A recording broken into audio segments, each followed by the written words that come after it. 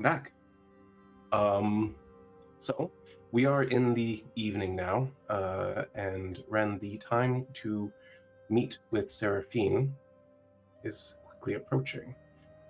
You've also been asked to acquire a certain amount of information by Drabar while you're there, but before we get into that, is there anything Wren wants to do in preparation? Anything I should know about how Wren, or maybe better put, Elren, is arriving, or anything you would like to bring?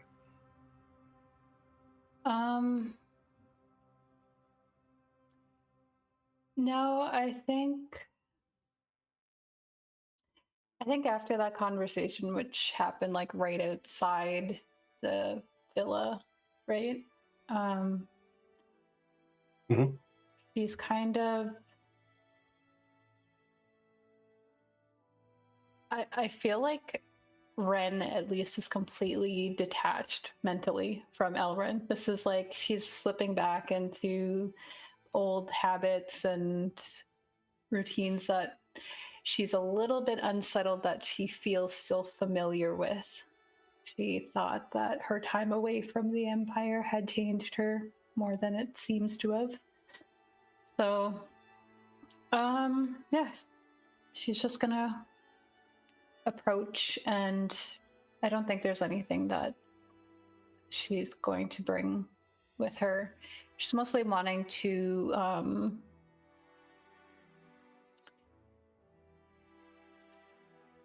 she currently has her bag of holding on, so she has most of her stuff with her. Mm-hmm. She's honestly just going to be trying to show her mother everything that she learned. There seems to have been a good response to that, and she needs to get back into Seraphine's good graces, so. All right. So you enter her temporary home at the villa here. You are greeted by the master of the house, and they lead you inside, down a corridor off to the right, and into a rather grand-looking dining room. It's all done up in blacks and reds, and a really dark wood dining table that spans the length of the room. She sits at one end, several candles lit around her, and you can see that she's just picking at a modest dessert, some sort of cake, and sipping at a fortified wine.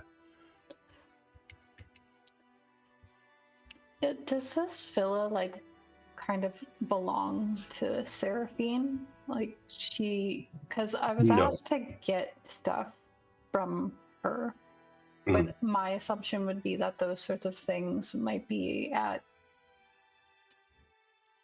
her house and not here. That is certainly a possibility. You've also seen her take out like her portable lab. She's got a lot with her. You know that when Seraphine travels, like when she's staying somewhere like the capital for a time, there's like 6 or 7 wagons of her belongings that come along. All right.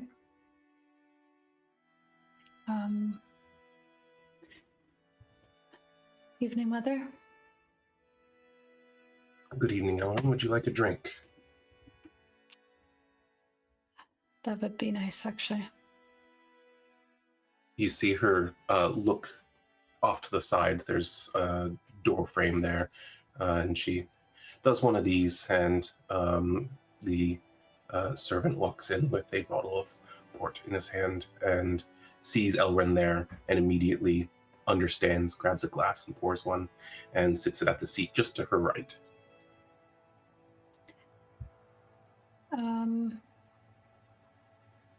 Elren is going to just thanks the person waiting on him, and then takes the glass, looks into it for a moment, kind of smells it, then takes a sip. It is very rich and very fruity and pretty strong, even for a port.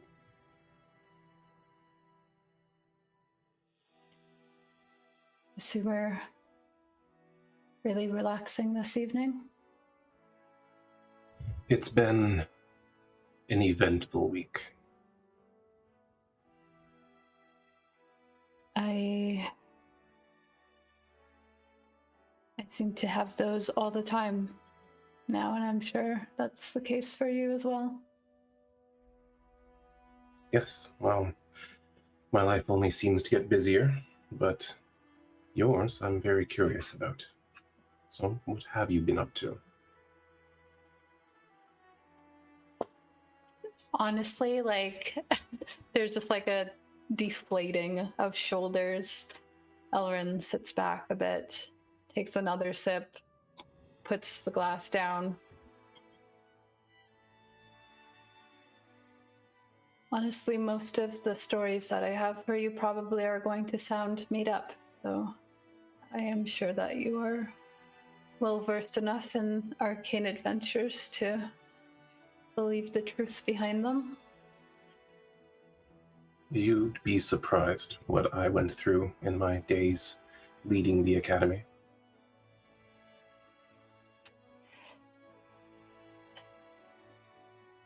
The training that you gave me, the training that you started me off on, I've continued on and really honed my skills and even developed them further. However, I've also gained other skills from other entities along the way. Oh? I came face to face with the Sphinx in my travels.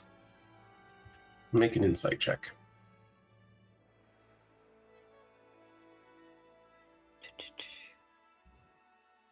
In the tower? Yes, please. You catch a glimpse of something on her face, like a fraction of a second, a micro expression, but it's hard to read. It is immediately following the word Sphinx, though. I was given some sort of boon, we all were, for passing their trials. Something that seemed tailored to me.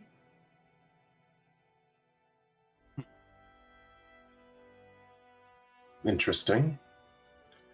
And where was the Sphinx's lair? I don't quite know. Outside of space and time, it seemed as though no time at all had passed. It was just a magical anomaly that had taken me there. It was an accident. Disappointing. Their lairs always have an anchor, a tether to this plane. There is a physical location you can find to enter it, but...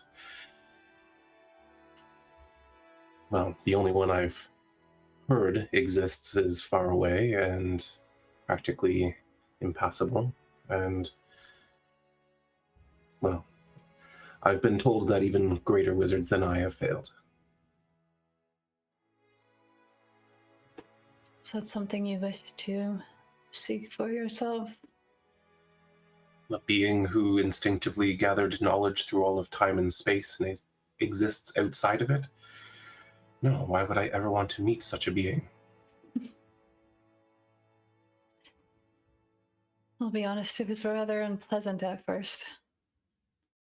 We pretty much did not have a choice. It was go through them and potentially fail, or don't and fail. I've heard they're pretty calculated in how they behave. It seems as though perhaps not many have made it through there. There was one other. Did you get a name? Vix is frantically searching for the name that I know is here.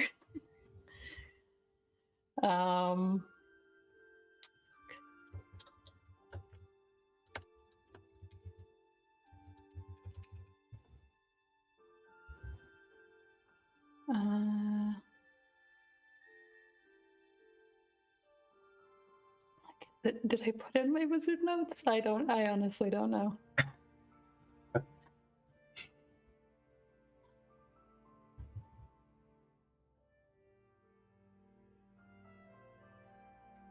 Wren repeats the name because I know I have it here. That's fair. I'm sure you've written it down somewhere. I have it both in Wizards and in my Echoes notes, so. I totally have it. I'm just, I want to see if you have it. Do you have the episode number where we met the Sphinx handy?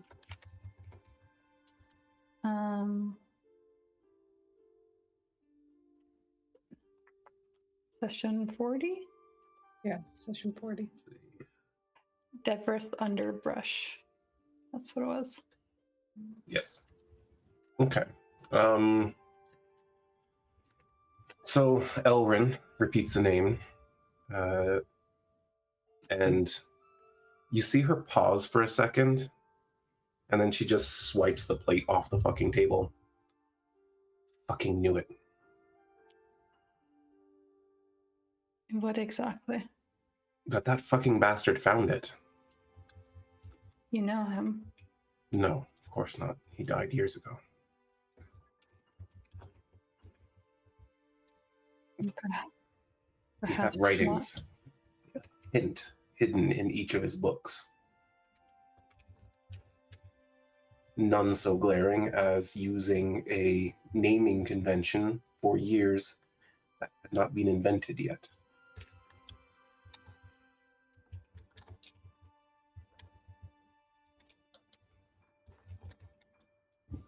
You can see that as she's talking. I'll let you ask your question, but as she's talking, you can see a couple servants come in and very quietly move to clean up after her.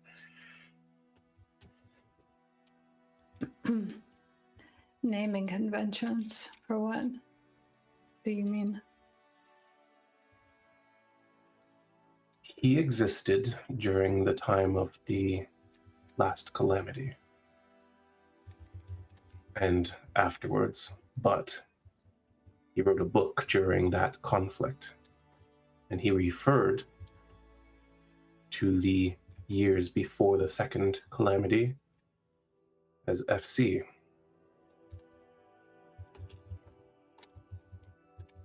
Of course, we had not started calling it the first Convergence yet.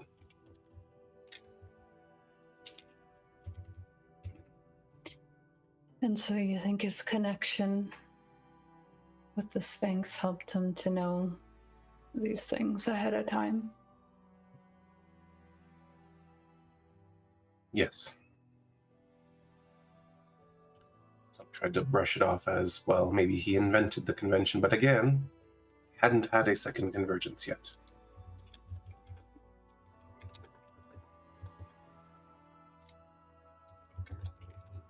I even have the first copy of it. I needed to see it myself, be sure.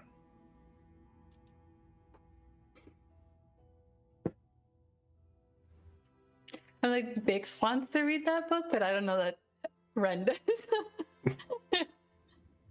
Well, Wes did. Yes, I know exactly what I was wanting to corroborate that.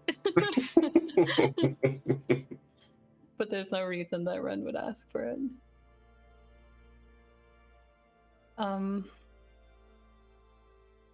These anchor points.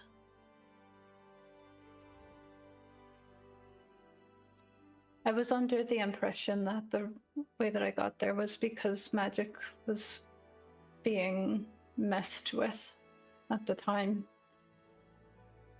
But are these anchor points just locations that you need to go to in order to then cross over, or? In theory, though the physical space would be so imbued with the Sphinx's magic that it could behave in a way most unexpected, possibly unpleasantly. And of course, there is the fact that the Sphinx might take too kindly to you entering its lair. And Shanks, that didn't sound like what happened, right? It was just that Felgolos tried to cast a spell and we ended up somewhere else, and that location didn't sound like it was imbued with Sphinx magic at the time. The place you teleported from, no. But when you were there, you did see a bright light in the chamber beyond where you were standing initially, before he messed with time and space some more. It did look like the mouth of a cave, but it was so bright compared to the dark chamber you were in that really all you could see was light.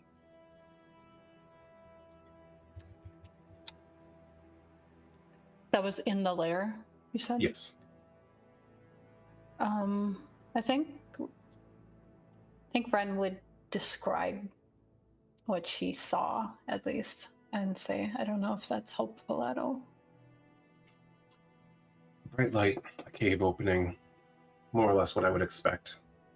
Besides, I think I know the general location, but the exact location is beyond me.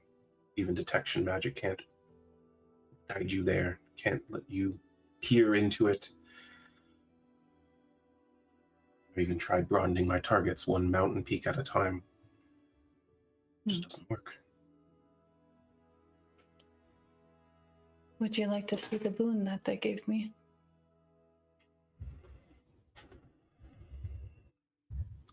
You see her like mentally preparing herself to contain envy. Yes, show me what the Sphinx's magic can do. She'll take another sip, and then she stands up, finds like the open space, probably where she threw the plate before, that's not cleaned up. But she will stand there, summon her blades, and she's going to look towards the doorway. And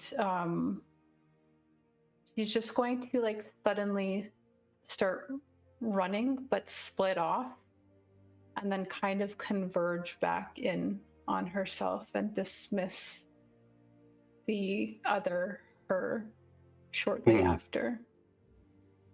And I think both of them will do different, like almost like practice maneuvers and drills that Seraphine has taught her over the years, just so she can see that it's not like a mirrored situation. It's a two different her situation. She watches it very intently. Is that an illusion?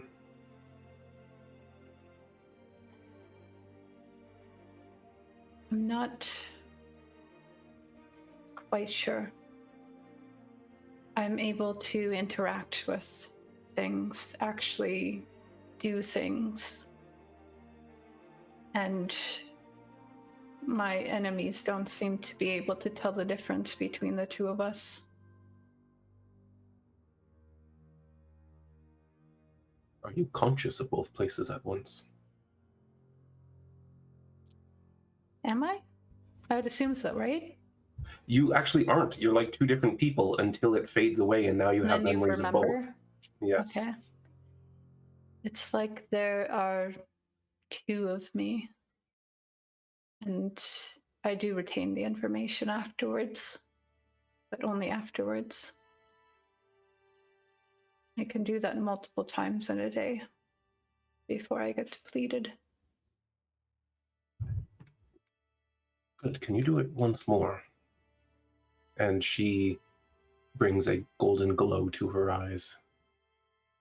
She's going to do that. And this time, instead of like completely converging, she'll remain in standing in two different spots at the end.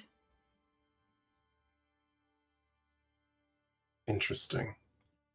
And as it ends and you converge into one being again, you see her eyebrows raise a little bit. That should be impossible. Well, from what you've said about the Sphinx, I would imagine there's things that they're capable of beyond this. Right, because it's not using Arcanum to create it, it's actually divine providence. Everyone but the wizards get to break rules, you know?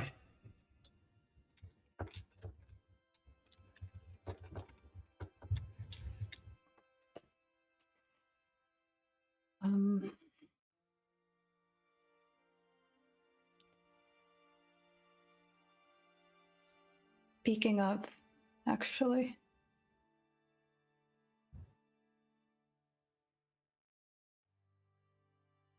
not that I don't want to continue talking about my time away and everything I've learned. I intend to show you everything, just so that you know what you're working with in terms of any plans you might have. But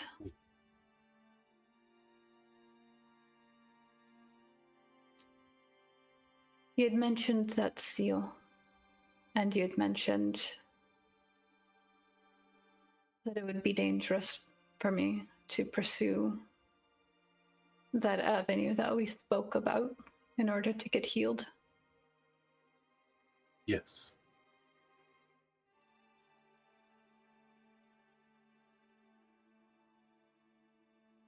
But are you unwilling to let me follow that?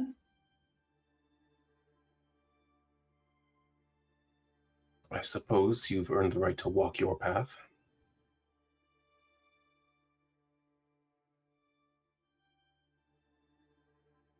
But should you go there, remember that you don't hold the weight to negotiate on behalf of the family.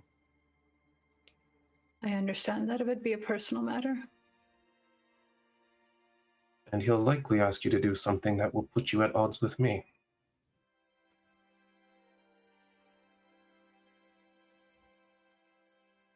I have heard that his deals can be very unfair. I was reading about him in the library.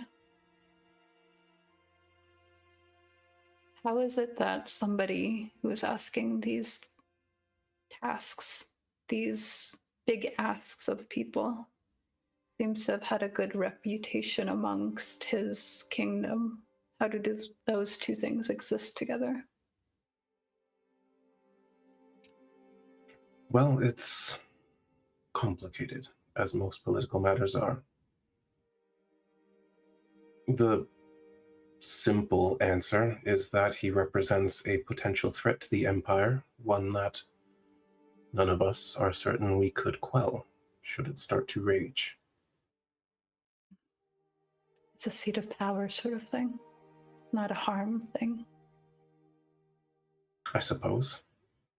Now, his territory didn't extend all the way here when he was afflicted in such a way, but the territories he did hold are now territories the Empire holds.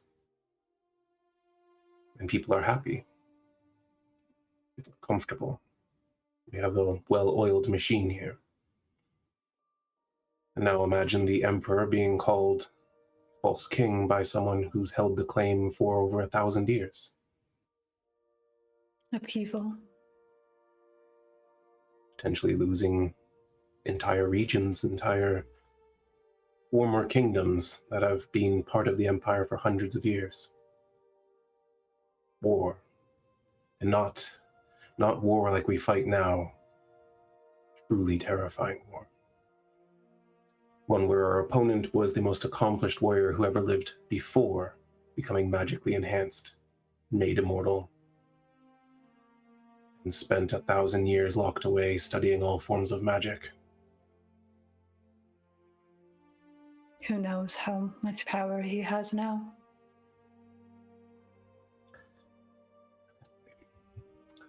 The very thought of his existence is a threat. You to me. And she looks around and she says, and you haven't heard this ever, and you will never repeat it. Even the Emperor desires to avoid direct conflict with him.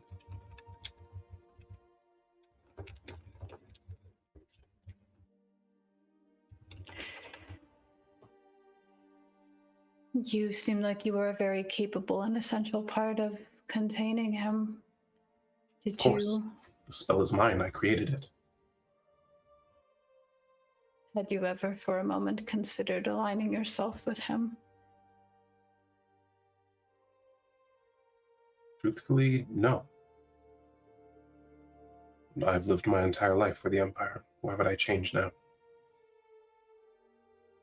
I did speak with him a number of times. I saw firsthand what he's capable of. You fought with him? Fought? No.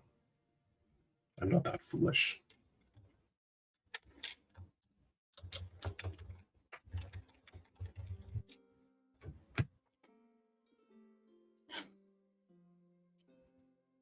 These issues that you've been having around the Empire, is that related to him at all? Oh, I don't think so. Gidriath is stirring things up, from what I understand. We don't fully realize the extent of his reach at the moment. But undead are rampant everywhere. An army is growing.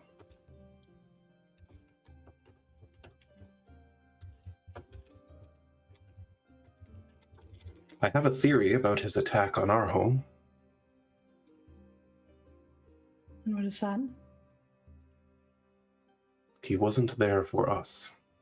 Well, actually, that's almost exactly the opposite. What I mean is, he wasn't there for the land, he wasn't there for the kingdom, he wasn't there to destroy. He was there to take strong soldiers and make them his.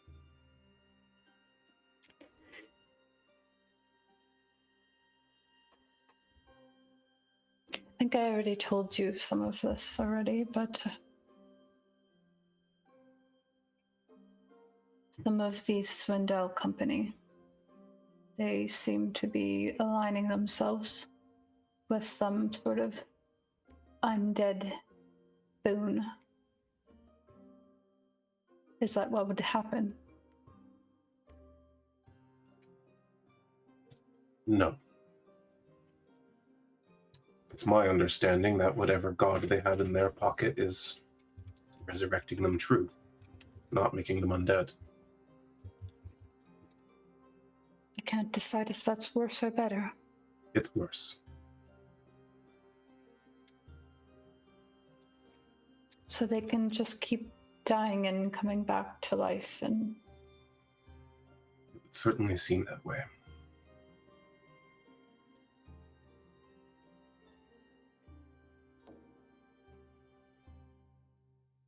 they are running rampant in Cadence right now. Yes, well, that's what happens when your leader learns the secrets of opening up planes, opening up gates to other planes, drawing dark forces into our world to do his bidding.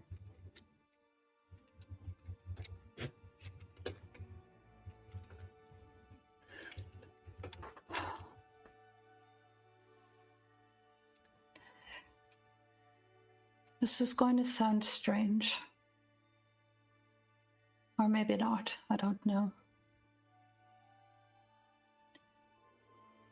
Are you at all aware of a potential for a third convergence on the horizon? I don't see how that would be possible. Teravia outlawed any magic beyond the peak of what we're capable of. Of course, I did have some theories on the matter. Too dangerous to test. But, in theory,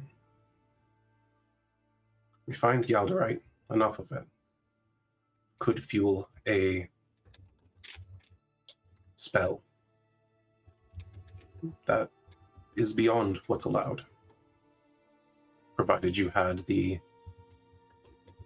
right components in place, a device capable of withstanding that sort of force, someone who understands magic of that level, which sadly even I do not.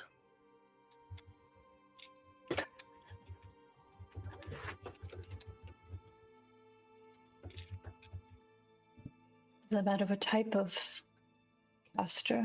Does it need to be a learned magic, or, like you said, there was divine providence being used for what was achieved with me? Is that something?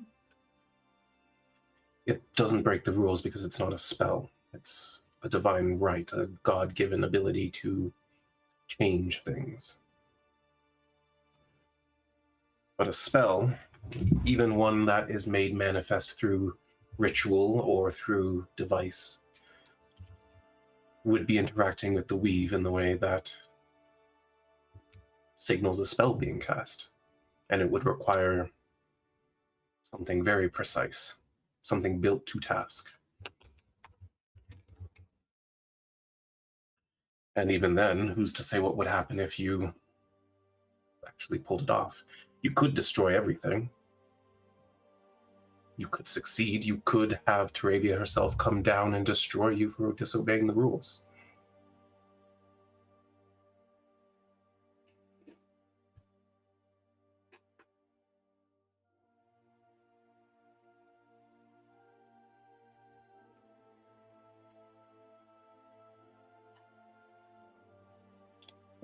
I don't know how much stock you put in dreams. I know that that is a sort of magic that is studied. But these sorts of things have been coming up with not only some of the people I travel with, but people I've met in my travels. There seems to be Dreams. something brewing. Yes, dreams. Corroborating Definitely. dreams at that. Well, that's at least somewhat interesting. I find dreams unreliable, unpredictable, and manipulatable by magic.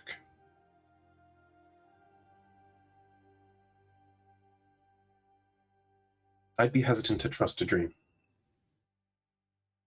What you see as the path to saving the world might be someone manipulating you into giving them what they want.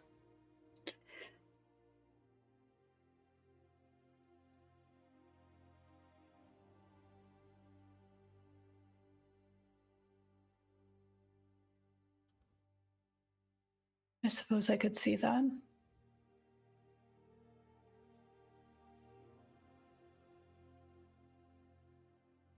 However, I would be remiss if I didn't mention it to you, especially with everything going on. In fact, one of those dreams was about Gidrith. At least, I believe so, based on some of the imagery.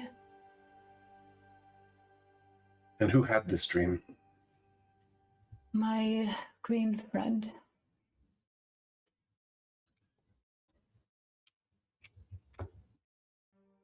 He does seem uniquely attuned to things. She asks for a description. I won't make you go through the whole description of the dream, but I know you guys talked about it thoroughly, so I'm sure you have an accurate account. Yep, and I have it all written down as well. And she would mention the plate as well that Rhowan interacted with and what he Right. did with that.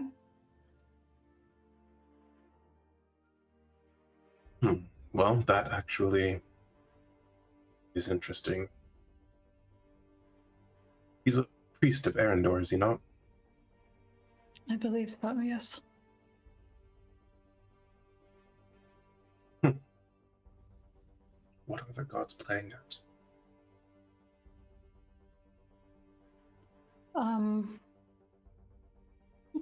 Wren's also going to dig around in her satchel, and she will pull out that copy of the letter that she suspected was about Gidrith.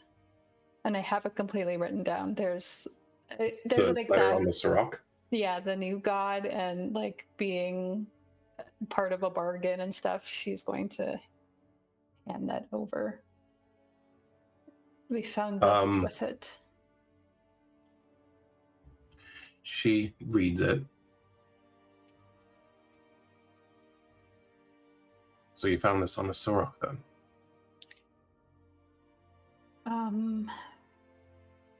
Actually, was that one on this rock? I think that might have been with the phylactery thing. Because I have 2 letters. One of them was picked up with that reptilian satchel with a heart that has a tattoo. Yes. Yeah. The locals were calling them corpse walkers, and I think they were tied to the Duragar that are residing in the mountains and caves.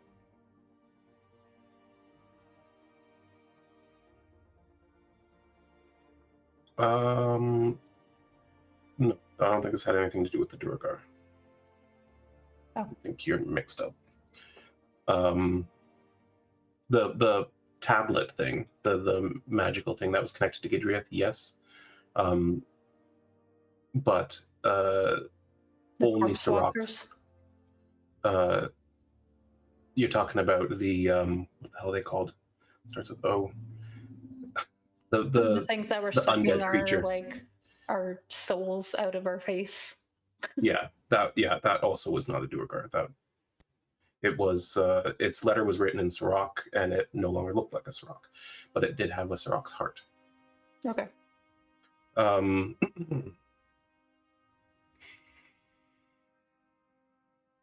I think what she would do is conjure a book and open up to show you the creature, and have you confirm that's what it looked like, and then go on to explain how the god of death will turn you into a force of pure undeath if you sacrifice your heart to it.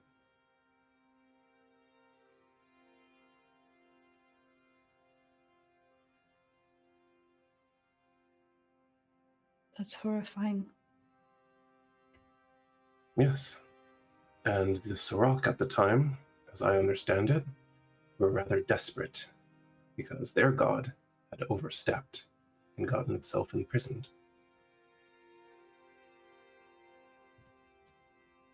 And this is not like the Forsaken divinities. They weren't cast down to the hells or to the abyss. They weren't just pushed out of the heavens above. It was sealed away, incapable of speaking to its people. Most gods would grow very weak in that condition. From what I understand, it has only grown stronger. And eventually it will break free.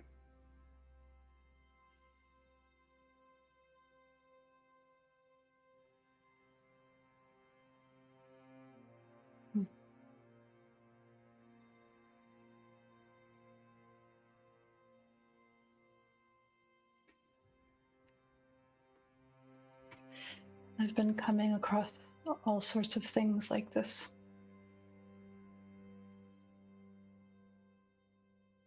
Well,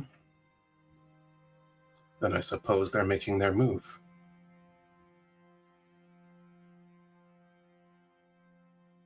If they can free the world serpent, they can destroy the other gods.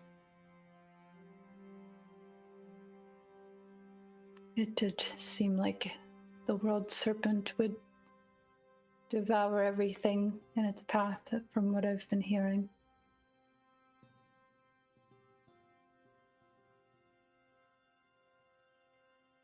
Of course, one would need an endless army to storm the branches of Yggdrasil.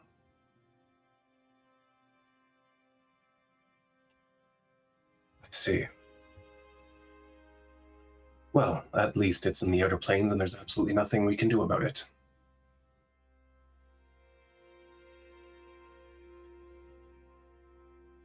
Who spoke of a third convergence? Multiple people, I think.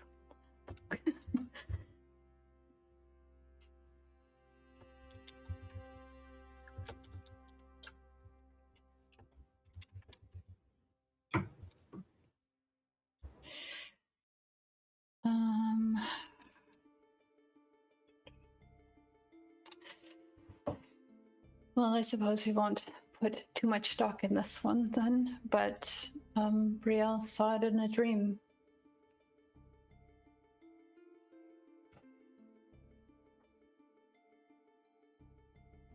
Well,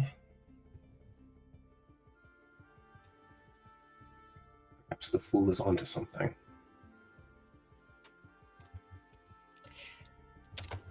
It shouldn't even be attempted. But if we could find anything, any writings, any works, scroll, a tome on higher level magic, it's possible we could create something that could contain a spell like that. And then what exactly would that mean for everyone? What would we be doing? I don't know. Not yet. I don't even know what's possible. I'll have to do some digging. But in all my time, I've not come across a spell beyond my capacity. So I suspect that Teravia removed all evidence of them long ago.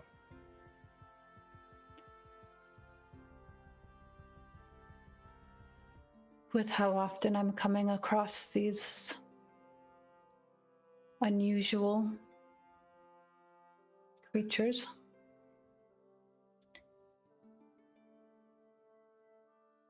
Is there something I can keep an eye out for? I'm not exactly well versed in identifying magic, but if I knew what to look for, I could put it together.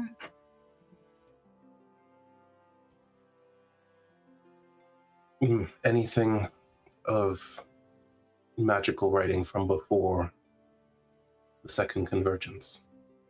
Anything you don't recognize, anything that seems unusual?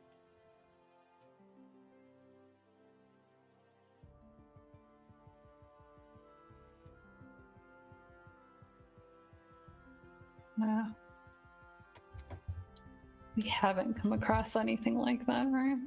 No. You have not. But then she adds ancient artifacts.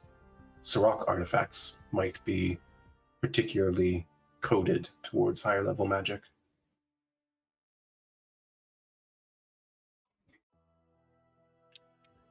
I think Wren's just going to get out a little notebook and she's going to kind of write stuff down in that.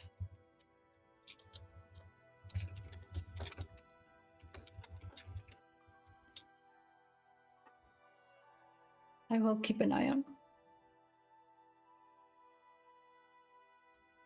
Good. Now, show me what you're capable of. And she gets up and leads you out to the entrance hall. That is a much bigger space.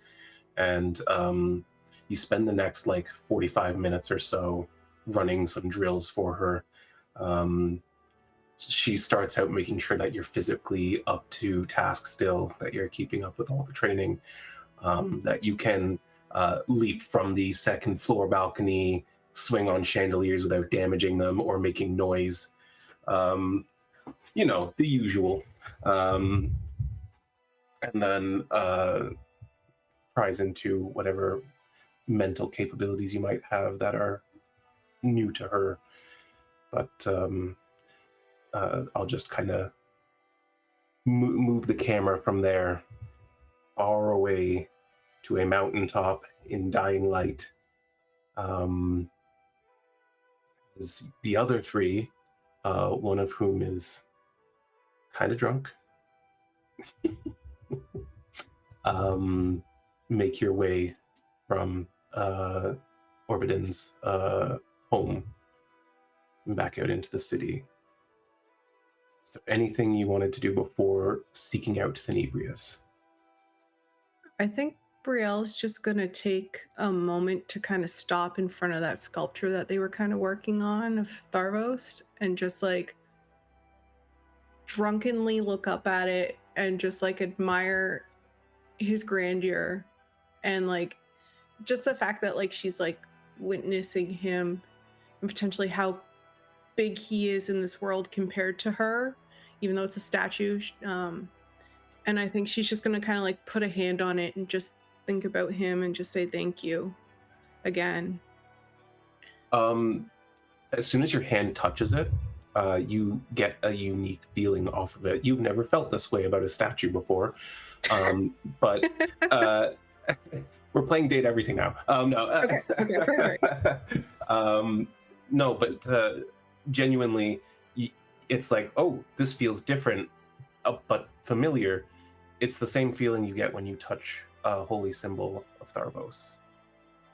It's as though it's not just a sculpture. It's literally being imbued with his divine energy as they build it.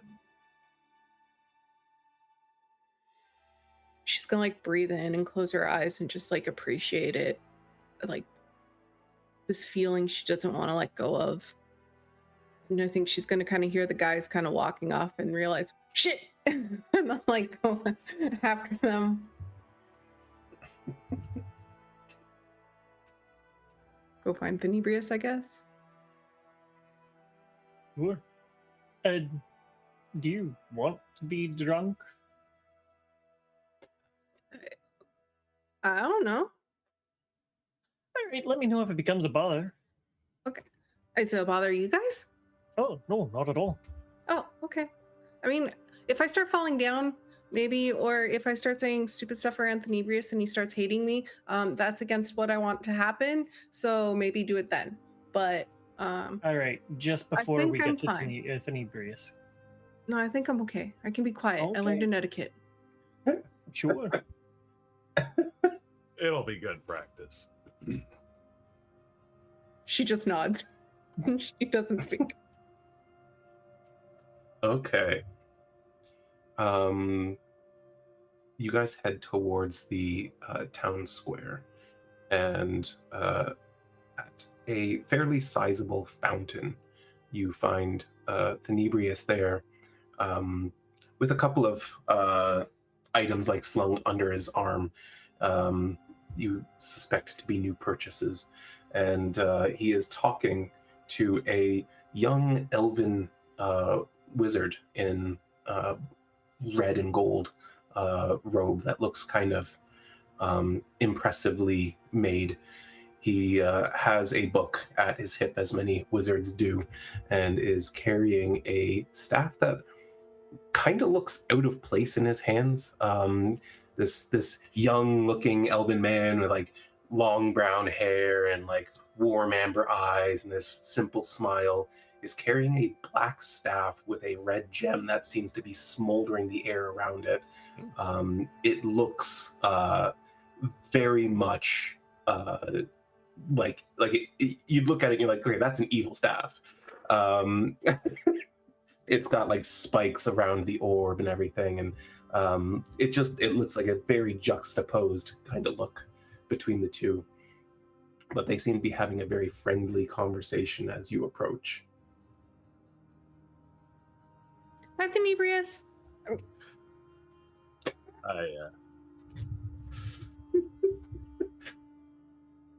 She literally does that.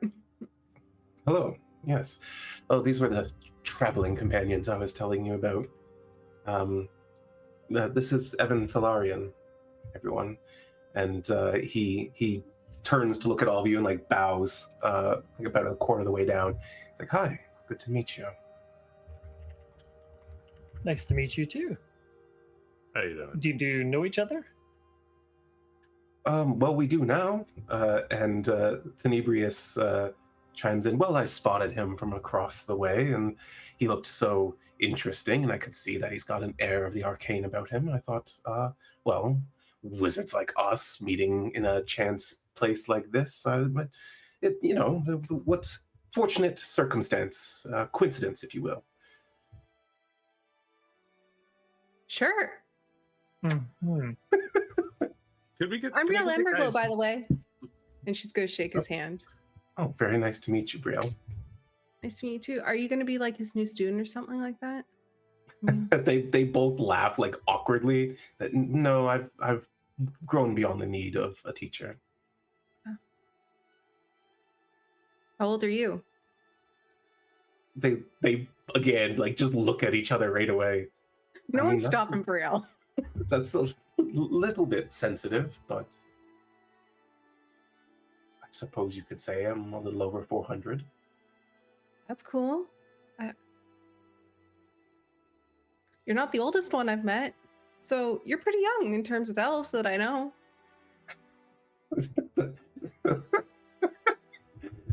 There is another like awkward chuckle between the two of them. She's very outspoken, isn't she? And Thneebix goes, yes, she is. Perhaps she should just Sorry. rein it in a little bit. We've Bastion's finished gonna- everything here. Bastion's gonna clap you on the back and lay on hands you for 5 points. Thank you. Sorry, David, what was that from? We've talking to Tenebrius. We've finished up everything that we needed to do here.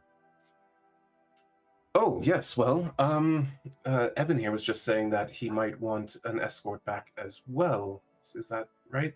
He's like, yes, if you don't mind, I do have to finish my business in the mountain here, but once I'm done, if you don't mind, because I am going to the capital, and it's not really safe for, a young elf to be traveling on their own at night. Sure. How long do you expect to take? Well, it's rather sensitive. I'm not sure how long it will take. It shouldn't take too long, but they've sort of discovered something in the mountain, and they needed an expert to clear it away. That's very vague. They don't want to cause a panic, but if you're curious, I could perhaps say you're my envoy and you could come watch. An envoy and an escort. I'm in. This is not drunk Brielle. She's racking up that resume. She's also the, what was her fake title on the boat? High Sentry. Yep. I'm a high sentry, I'm an envoy, I'm an escort. Wait, when you say escort, Escort? she's gonna write, oh, Dad, I became an escort. Never Oh, allowed boy. to leave home again. Sure, if it won't take long, I'd like to see whatever it is you're talking about. I would very much like to see it as well, actually. I've never seen your particular brand of magic at play at this level, so Evan just kind of shrugs it. Okay, well, come with me. And leads you towards that great, massive opening in the mountain. And this seems to be basically just almost a highway. Like, it's a big, wide road that just goes down into the depths of these mountains. And you can see places where it branches off and is like flat road going out into larger chambers and different interconnected things. It almost seems like the bulk of the city is actually in the mountains rather than on the surface. And you go down further and further and further, and after about 15 minutes of walking down into the mountains, you see a spot where there is a relatively smaller opening that looks like it's not refined yet. It's been carved out, but it's not like the edges aren't smoothed, and it's not large enough for some of the bigger giants to go through or anything like that. And there is a number of Goliath and an elf standing in front of it. And as he approaches, the elf says, "So, you get everything you need then?" And Evan just goes, yes, I got all the components. But because of the sensitive nature of all of this, I just wanted my envoy to protect me in case anything were to leak through before I complete the ritual. I hope you understand. And he looks at all of you and back at him, and he goes, well, suppose they could probably handle themselves. All right. And they part, and he leads you inside. You can feel the air change after about 5 feet of going down this tunnel. It's musty and hot. You can feel it crawling across your skin almost. Faint hint of sulfur in the air.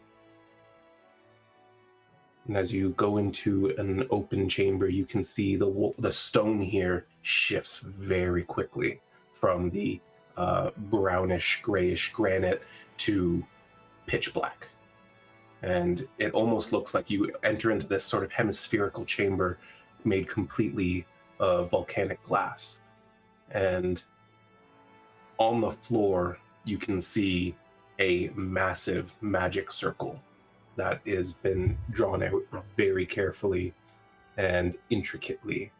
The nature of the spell is beyond what any of you have seen in the past. But given that two of you are full casters, it doesn't look terribly dissimilar from a teleportation circle, except for being larger, much more complex. And the language it's written in is one I believe none of you speak. Which is odd, because magic is typically written in arcane script. This is clearly arcane script, but not like a form of it you recognize. Also, at each of the 9 points around the star that fills in this circle, there is the outline of a humanoid form in the wall. Almost like everything but the carbon had been incinerated away, and the carbon itself embedded in the walls permanently.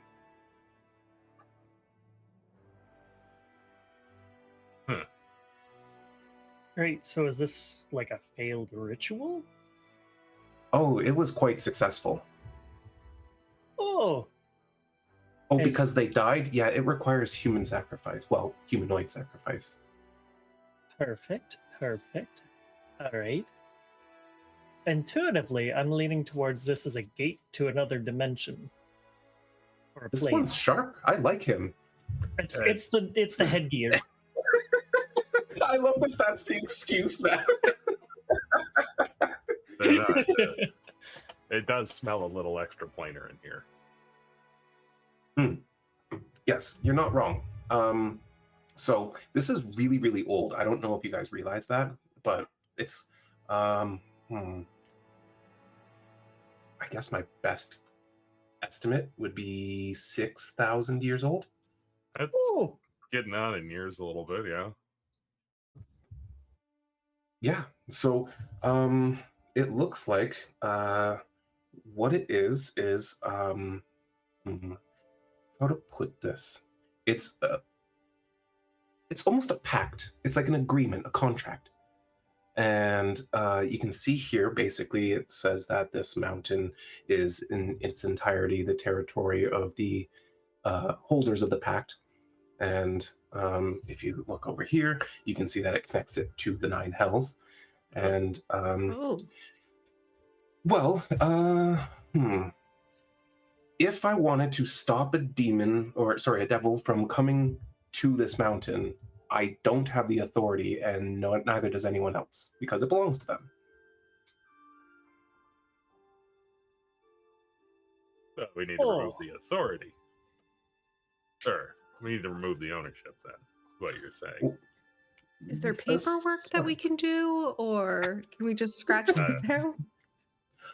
Well, this is the paperwork. That's sort of the thing that, but it's not unbreakable. There are even pacts with the most powerful of devils technically have ways to be broken. And well, fortunately for us, one of them is this one here, and he lifts up his staff. That's why it looks pretty bad. Yes. I mean, it looks cool, but It's not a friendly staff like this one. This is a friendly staff. Oh, it's all got mushrooms on it and stuff. That's cute. Yeah, thanks. So what do we do then?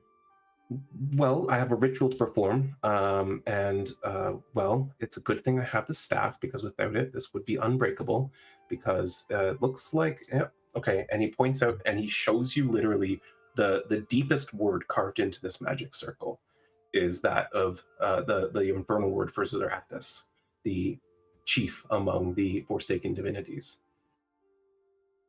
So this mountain belongs to him, and he probably can make a gate out of this circle whenever he wants to. And it's really lucky that he's not doing it right now. So we should probably... I was gonna say, yeah, it seems like that would be like the time to do it if ever there was one. Yeah, that's more or less what I'm saying. And, well, fortunately, I have the staff that Zarathus himself made, called Packbreaker. So we can go ahead and get started. Great. A question for you. Yeah. Now, the pact, can it be fulfilled in another way? You want to change the pact? I don't know about that part. I'm just curious, honestly. It's a little bit above my normal ken, so... the terms could be changed, but it would require a lot of infernal magic and probably some more sacrifices. Oh, that's So so staff, called the staff changer, not the pact breaker. Be like a pact changer. the staff of addendum, if you will. yeah.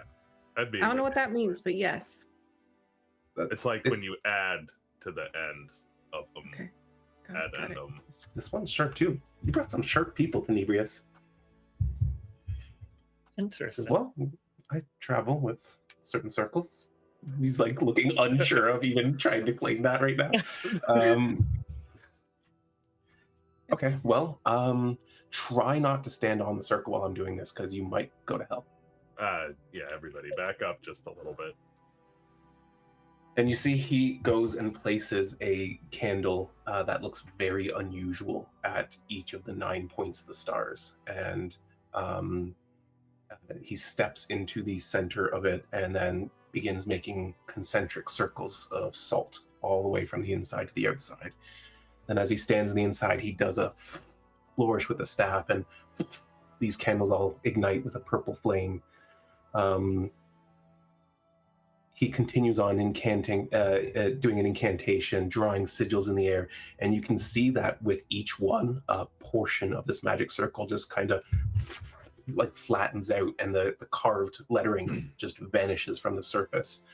And he does this around the circle 8 times until he comes to the word of Zarathus, and he stands over it and places the head of the staff into the word, and then he kind of like looks over his shoulder at the rest of you and draws out that book of his and says something infernal under his breath. Immediately there's a... as the magic is disrupted completely, and the magic circle fizzles off into the air, and a really intense smell of sulfur now filling the room. Really unpleasant. I was gonna say, could Bastion have had casted detect magic during that, just to like watch all the? Yeah, you can cast detect magic through that. Yeah.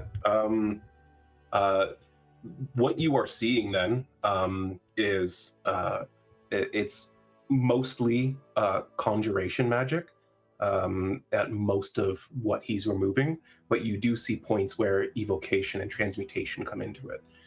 And finally, when you see him draw out that book of his, you see it basically the same way you see his staff, that this is fiendish in origin as well. Cool. But as the magic dissipates, he turns and he goes, "That went well, I think."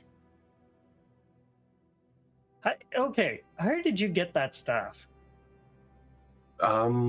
Just that's curious. kind of a personal question. Sure, it seems like a very strange thing. A nice person like you holding the staff of the primeval deity. It's... Would you believe me if I said I took it from him in hell? Absolutely, that's an amazing story. Really? I would love to hear it. It's not really that great a story, you know. I happened to figure out where it was, and even though he is something of a god, he has limited attention just like anyone else. And I had I had a favor in my pocket from another fiend of pretty intense power. Who's that? You can't, I mean, Dude, this is all very sensitive stuff we're talking about. You can whisper it to me. Just be very quiet. I keep secrets really well, I promise. Do you know any fiends? No, that's why it's great. Well, the name wouldn't mean anything to you. Well, it could. Like one day. I have a boyfriend that's And there studying is- magic, so maybe he'd know it. There is power in names. Might be handy if we're ever dealing with them. Only in their true names. And it's not that. Well, no. In fact, that was the favor. Oh. I hid his true name. Oh.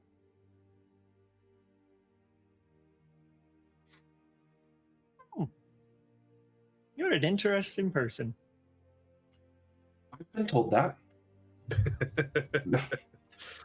Not even that long ago, and he looks at Nebrius, and Nebrius is nodding. But our work is done, so you guys are heading back to the capital? Is that really all we were supposed to do? Stand there?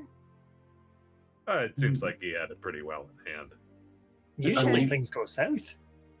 It seemed like you guys wanted to come because you were curious. I didn't really need you to do anything.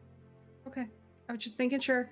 I've been told that we should start asking for money when we start doing jobs, so I'm trying to make sure that we are getting paid for appropriate jobs. Hey, I was doing you a favor, so if anything, you owe Really, me some money. It's all right. this one's fine. This one's fine. Okay, got it.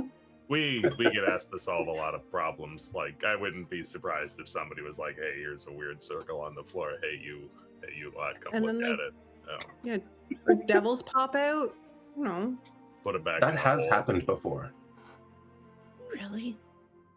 Yeah, I went to investigate a rift to the hells once, and just as I was starting the ritual, opens up, and like 6 or 7 came out, and that was crazy. It was a crazy day. You Do you took them go all to the out hells yourself? often? One at a time, please. Bastion, go first. Do you go to the hells often? Not anymore. I imagine That's- stepping foot in there with the staff probably not a good idea. There are forces that would very much like to take it from me. Not just Zarathus either. I mean, any fiendish lord would be happy to Right. get their hands on it. And plus, I mean, Zarathus has probably got to be pretty cheesed at you by now. Yep. Yeah. There's really only one thing I can do to keep them at bay. Yeah, Yup. makes sense. So, yeah. But I'm something of an expert on fiendish magic, so people Yeah. ask me to solve these kinds of problems all the time. Can you teach me some stuff? I'm not an expert at magic, but I'm an expert at learning about magic. I like to collect different things. He is This- a very quick study. This branch does require someone who is an expert on magic. Well, I mean, I'd be willing to learn. Well, if you really want to, I might be able to teach you a few things. Absolutely. Okay. Well, let's head back and we can talk. Sure, that'd be lovely. I'm kicked out of the palace. I may as well make use of it. You were That's a kicked out whole of the thing. We're palace. working Don't on it. worry We're about it. working Yeah, on we're it. working on it. It took me 60 years to get permission to see the archives, and you got yourself kicked out. In about 6 hours? I don't God. even think it was that long. I think Yeah, I I think it was speed pretty ran quick. it. Well, at least you had 6 hours with it. That's something. That's true. Mhm. That's true. I was able to read some Sorok writings, and I got a good amount of things out of it. Good. Let me just clear something up. Or do you guys have to go back up out of the mountain first? Or Oh, We're That's kind of up to going with this Finibris. guy. and you said you could just. And Thenibrius nods and he's like, okay, 1 second. And you see him head back down the tunnel to the elf who had granted him passage. And they chat for a second, and he is handed a bag that you can only suspect is payment. And he comes running back and he's like, all right, my business is concluded. Perfect. Thanks for inviting us to this.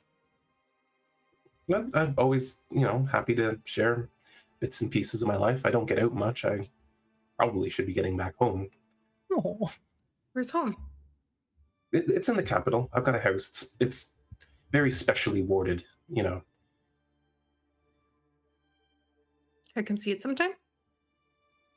Yeah, you could come see it tonight if you want. Tonight's not the night of the party, right? It is not. It's tomorrow. Okay. Yeah, I might have time. I think I have time. It isn't tomorrow either. You have tomorrow still, and then it's That's the it. following day, but it's all day. Got it. Yeah. I can go for a bit. Okay, great. Thenebrius, would you?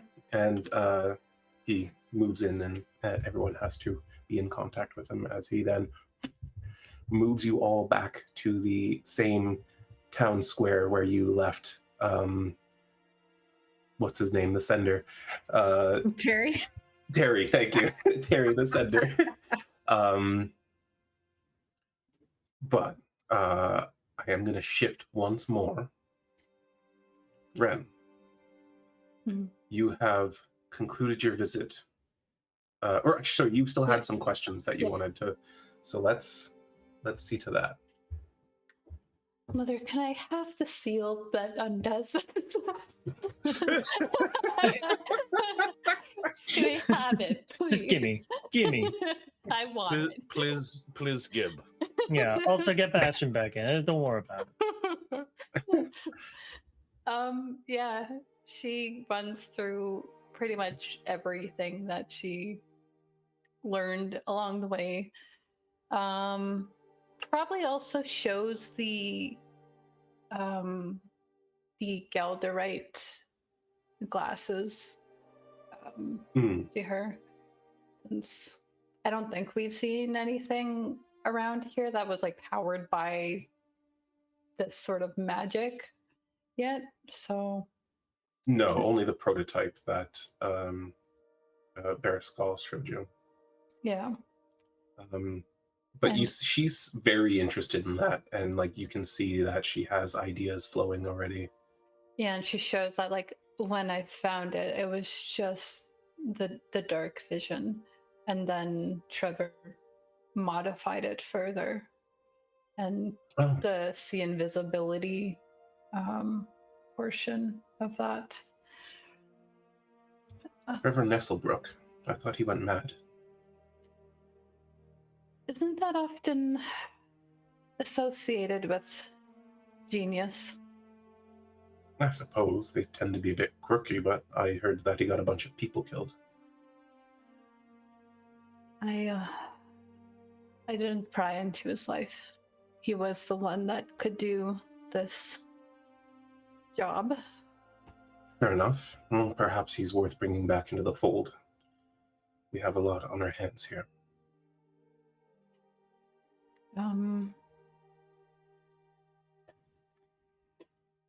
Yeah, I think she's gonna, once they start kind of wrapping up, showing like exhausting all of the things that she could show to Seraphine, she's going to how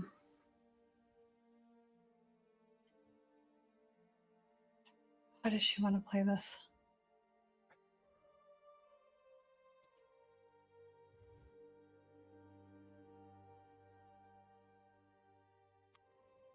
Mother, I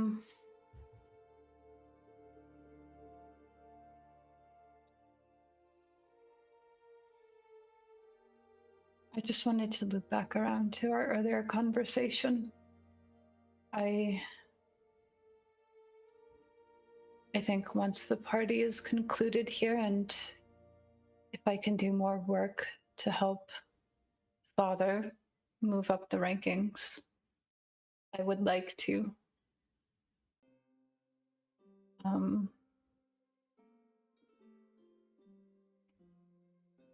wanted to make it clear what my intentions are with the family. I will be honest that I thought that my time was running out here, and I was trying to set something up for myself. And I went about it all wrong.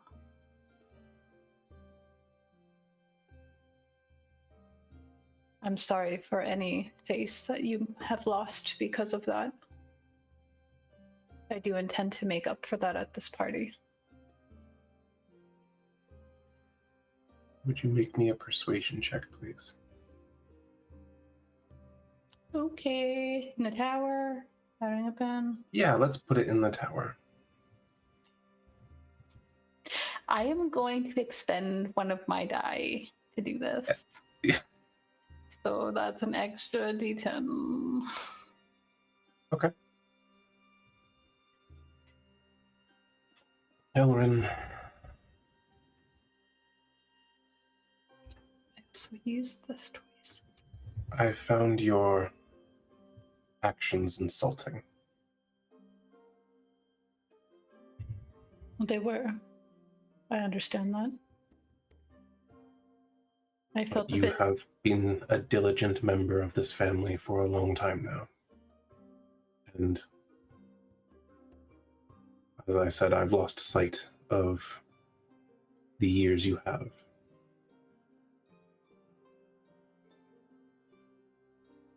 And yes, you are my tool to be wielded as I see fit, but I respect my tools.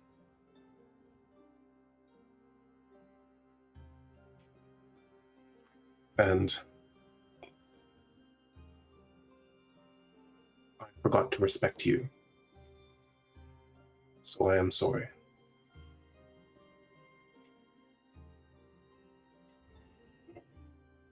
I have a plan that I'm formulating still. If you and your allies can position everything where we need it, then I am willing to discuss allowing you to live free as your patron.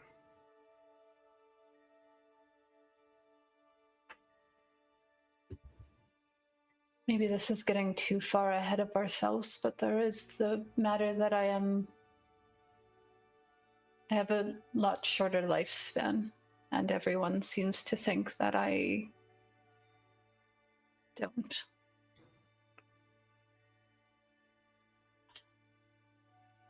Is that something that I should be preparing myself for? Your death?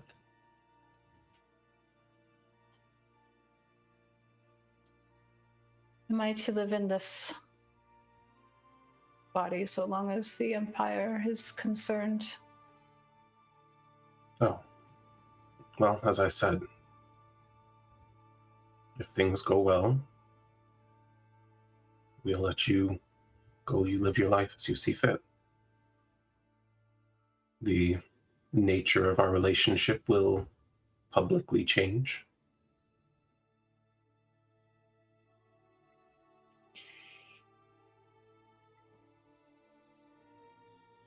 I appreciate that. I'm sorry that I didn't just ask.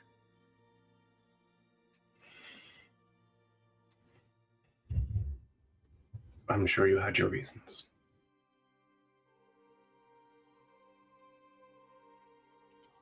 You've taught me well to be prepared for any eventuality.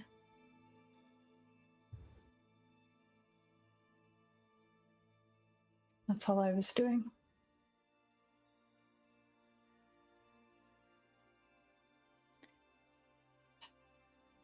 She looks a little bit torn at the moment.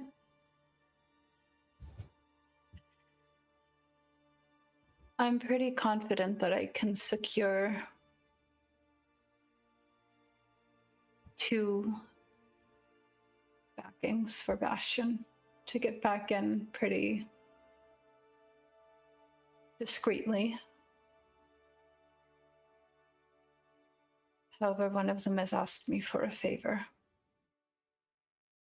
Oh.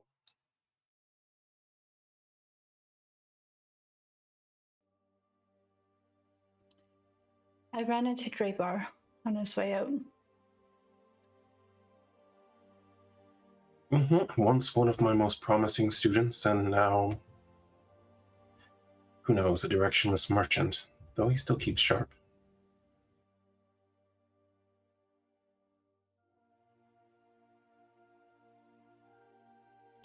He's interested in those wards and getting around them.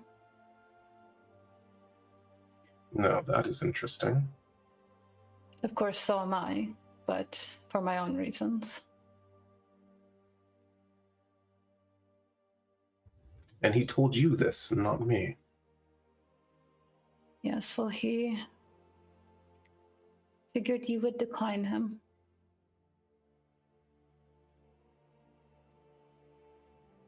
What is that little trip up to? I think Elrin actually kind of smirks at that because he did come off as trampy.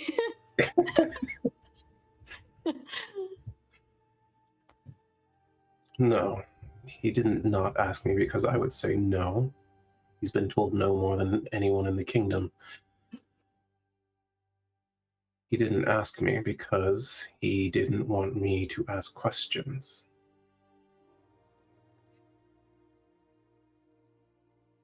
Would you like me to find out?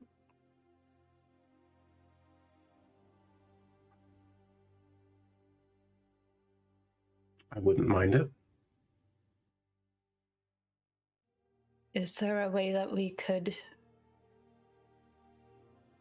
give him what he wants, or at least pretend to give him what he wants?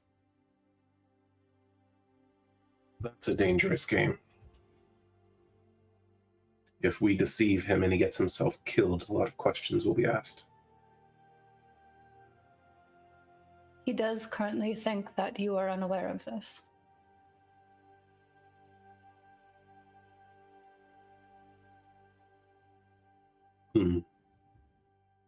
Still, I rely on his father pretty heavily. That is fair. We need to play it carefully. Find out what it is he wants. And then let me know how much you tell him. If he's asking for the way around, then I suspect he already knows the way through. He specifically asked for the way around her enchantment, right? That's what he said. Yeah. So yes. She'll explain that part. This spell has many layers to it, and even if someone incredibly talented and knowledgeable were to attempt to dispel it, probably a 99% chance they end up killing themselves in the process. It's based around 8 pillars, each of them essentially indestructible, each of them infused with a different type of magic, and there are separate components of the barrier that overlap with each other. If they were to be dispelled in the wrong order, disaster. However, there is a way in. Asking for one part of that, which means he has others. Oh, no. Don't misunderstand.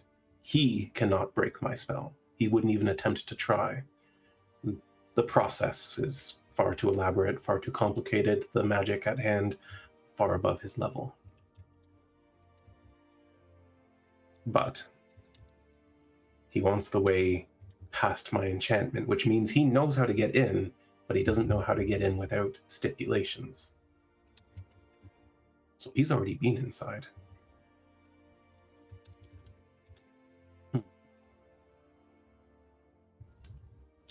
Syrah, and you see Syrah just appear in the doorway very suddenly. We're going to need to take a closer look at Drabar's books. Just nods. Yes, of course, ma'am. And leaves the room once more. All right. So for most, if you would like to enter Renovar, what you would need to do is There is a particular road that approaches from the southwest. It's unremarkable, but you should know it when you find it, if you're in the right place.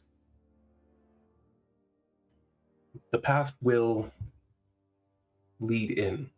Of course, if you do it at the wrong time or don't meet the stipulations, you'll find yourself just leaving the woods by some other means. You must go at midday. It is the only time it will lead you in. And it will only lead you in if you carry nothing of steel and nothing of magic importance.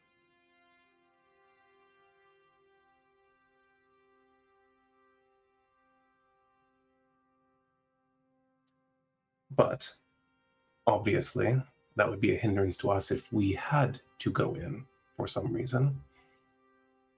So, I built another exception. Were you to be, by chance, carrying the signet of the Emperor on an implement made of pure copper, these stipulations don't apply to you. You may enter freely. Of course, there were other stipulations that I built into it to make sure that this was not taken advantage of. Even with the ring, or even with one of these implements. To leave, you may only take the hidden path that is invisible to any inside, unless, of course, you can see invisibility. You must follow it first to the first arcane pillar. It is underwater in a stream of running water. You must soak in the water under the midday sun for no less than 5 minutes. Then you may touch the pillar, and the rest of the path will reveal itself to you. If you do not meet these stipulations, you will face increasing suffering as you try to leave until you die.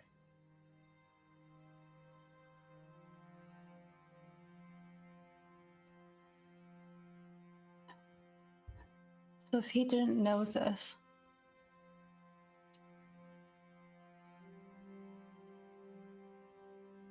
what do you make of that? I think he knows how to get in, but he doesn't know how to bring anything in with him. And he needs to bring something in, and I should find out what that is.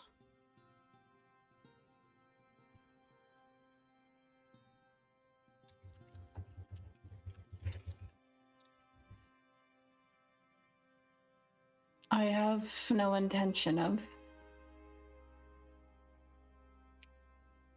releasing the entity that's in there. So I will do my best to quell all those who might be interested.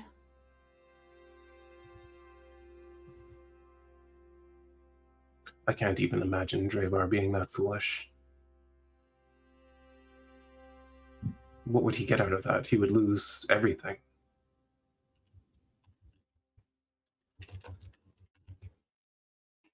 No. I think he's motivated by greed. He has something that the vampire desires and wants to sell it to him.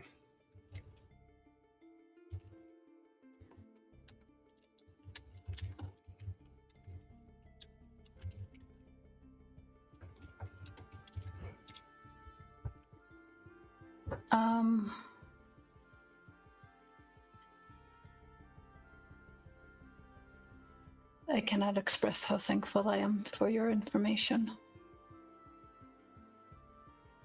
I see that you have also offered me valuable information that I didn't have. Just like old times. I figured it would be of use to you. And he didn't seem too fond of his father, who seems like a perfectly nice man. Oh, he's wonderful. Bit absent-minded at times.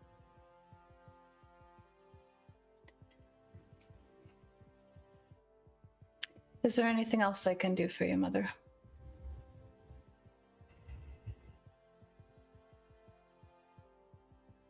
No, but there is something I can do for you. What is that? Well, I can see how loyal you have been, how much you have worked to mend things between us. So, should you decide to go inside, he produces 4 copper rings with a feather emblazed on them. Those will get you inside.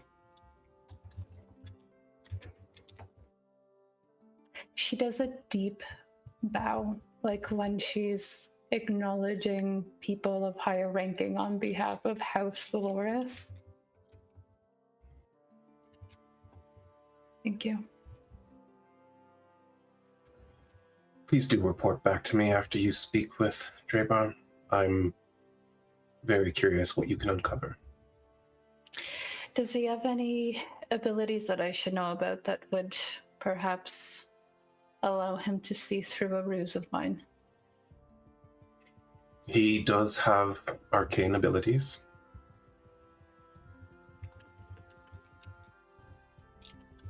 But to my understanding, beyond that, he's got a sharp intellect.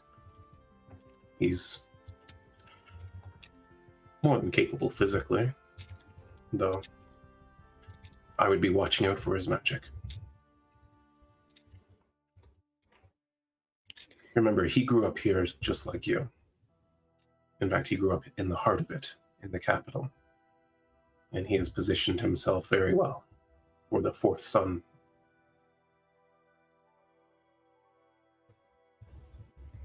I'll be careful.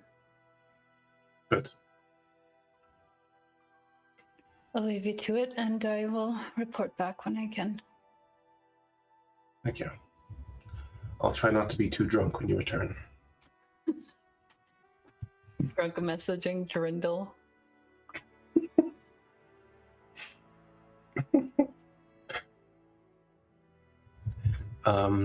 She heads off to find herself something stronger than port, and Elrin leaves. Yep, gonna go wait to see if everyone else is back yet. Yeah, you can head back into the city where you knew them to be, and yeah, let's give me another minute before we go on to break. You make your way back in. I don't know if Brielle wants to spend more coin to contact Wren. Gotta ask. Oh, no, not yet. But you make your way back in, and they arrive, and the Tenebrius and Evan sort of break into a conversation again, and it seems like for a moment they're kind of like the world kind of like disappears for both, and they're kind of like locked in and discussing something like really rapidly that has to do with the arcane objects that they are both in possession of. And after a few minutes of this conversation, Rhowan at first, and then the rest of you see Elrin approaching in the distance. And as Elrin gets closer and this conversation is going on, Evan sort of stops a minute and goes, "Oh, right, we should be going to my house because, you know, I kind of just did something that drew a lot of attention, and do you smell that?" And Do we smell it? as you take in a deep breath, you smell a faint hint of sulfur in the air. Yeah, just a little bit. And right there in the town square, the capital city, the Elven Empire, you see a split in the fabric of space as a rift tears open. And we'll call it a break there. What? We're gonna fight the 9 hills? You guys, Demon fight downtown. Hey, maybe that can get you back in. Protecting the capital from a demonic incursion? Surely. Oh, there you go. I'm just Surely gonna that's ask worth Evan if something. he's noble, but like that works way Yep. better. Yep.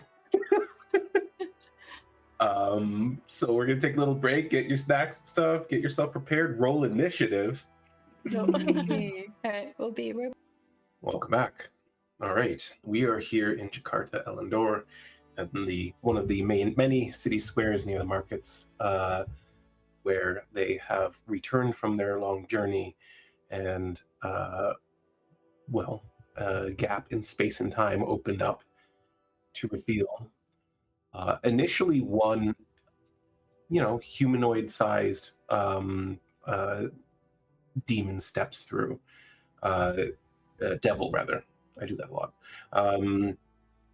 And as he steps out, the rift sort of expands to meet him and then collapses in a little bit. But then immediately after that, it splits even larger, and 3 other forms follow out around him and sort of step up to the sides and to the rear, protectively around him. You can see this fiend is sort of decked out in lavish clothing, gaudy jewelry, rings on every finger. And as he sneers and looks at Evan, he licks his lips, and you can see several studs pierced into his tongue that all appear to be platinum with gems. Gosh, Fitz. All right, I'm killing Wren first. We were all thinking it.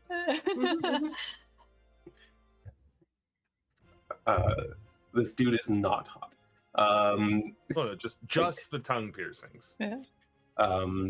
He has like disgusting greenish skin and a wide toothy maw, a flat, like almost bat-like nose, and as he steps forth, he says something in Infernal, which I don't believe any of you speak, and Evan, most of you except Wren, can hear him say quietly, "Oh fuck, it's the 9th Arbiter. Okay.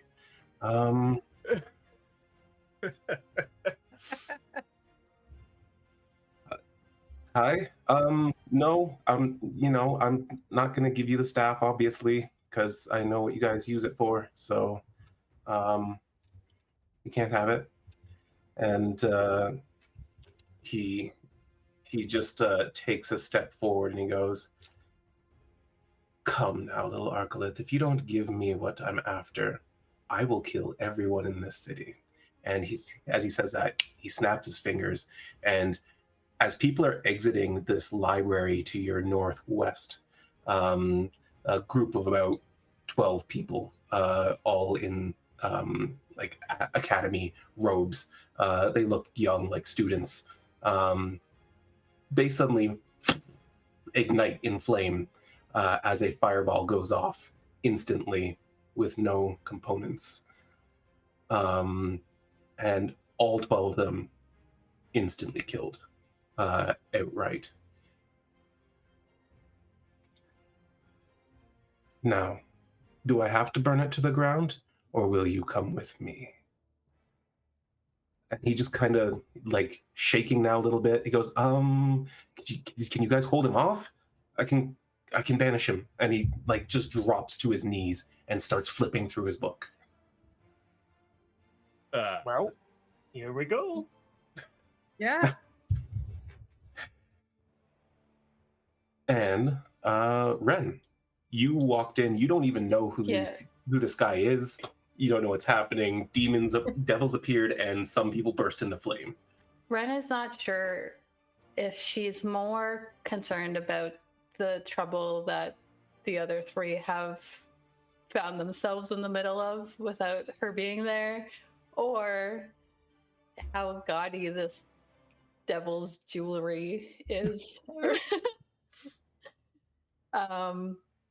But seeing that this exchange happened and did it seem at all like the devil was the one that like gestured and brought up this. He did snap fire? his fingers, Okay. but other than that, it looked like a fireball spell that you're familiar with went off there. No mote of flame traveled between him and there, and no spell was visibly cast. Okay.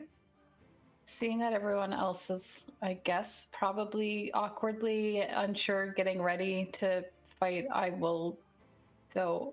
She's just like, she sighed loudly, and she's going to move in. And I can reach, apparently, so. Yay. With my daggers. Oh, I need to target them first, I guess, you know? That will be a hit, just so you Okay, know. cool. No sneak attack, but that's fine. No sneak attack.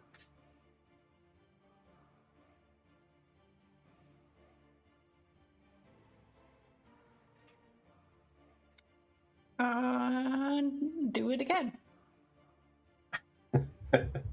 Yeah. That's a hit.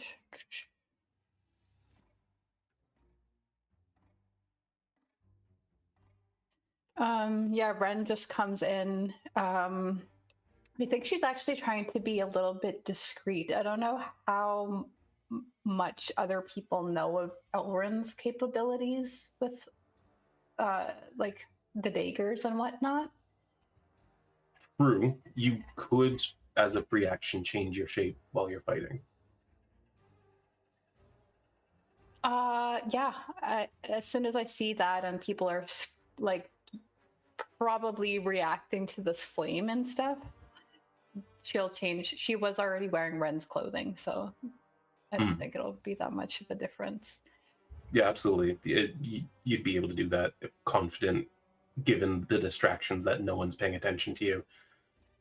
And then I guess we'll wait and see what happens after that. Okay. Yeah, so Wren comes running up, cuts into this thing twice, and you do some damage, but more, instead of like what you're used to with something flinching and then shuddering, like trying to respond to a pain response, you see this thing just very slowly turns to look at you. It's Wren, and then that's this thing.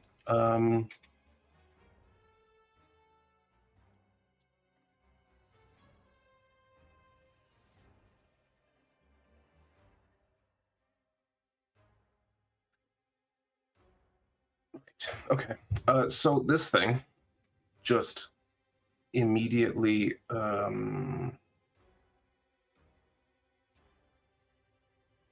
sorry, I need to find out if that's an action or not, because that's important. It is under actions, so yes, it's not going to use that then. Unless... No, it will. Fuck it. This thing, the one in the back, just immediately disappears and is now lumbering over Rhowan and Brielle. And I'll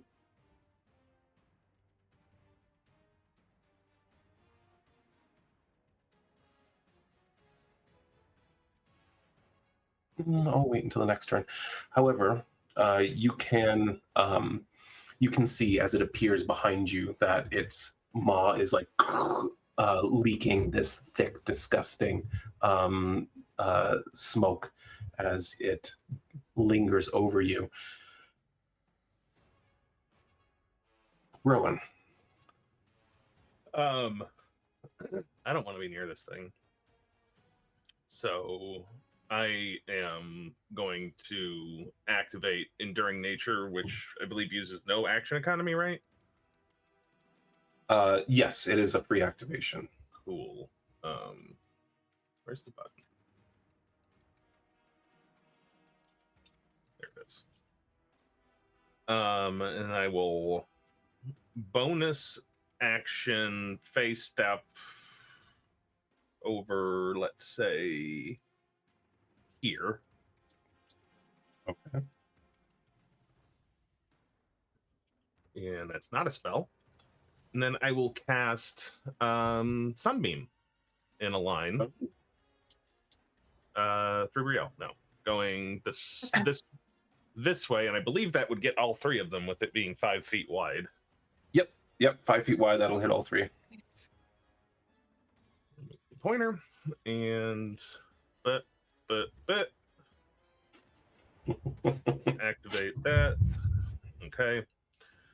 And yeah, so Rhowan just appears over there, and then there's this incredibly bright beam of light that sails right past you, Wren.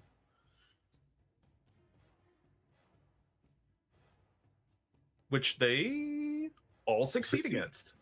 Yes. But that's Wren's okay. eyes are just like shot from the dark vision. Glasses just flaring. Ah. Half damage and aren't blinded. Damage. That's the wrong spell.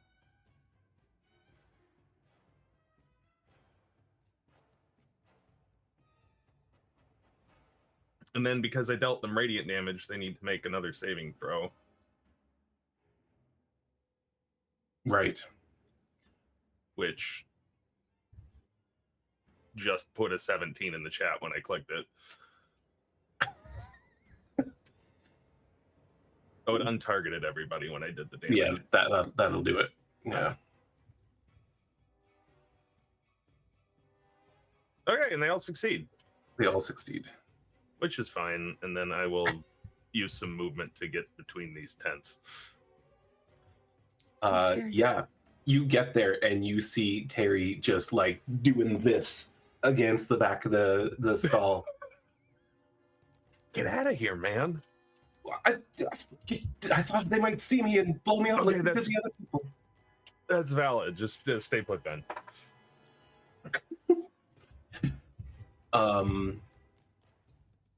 Cool. That's my turn. End of turn. Nice. Okay. Brielle. Brielle's just gonna be like, "What? No, we're supposed to protect it. Okay, I'll stay here then. Fine." And she's just gonna like make sure she's standing between Evan and this monster. And then we're gonna try and attack him with our great axe. And I have 3 attacks now. Yeah. I'm so Yay! excited. That's 2 more than Raylan has. I know. I'm gonna use my inspiration on that, by the way. Perfect. Yay! Yay! Okay. And then we're gonna use Savage Attacker. So put the 14 on him. Attack number 2.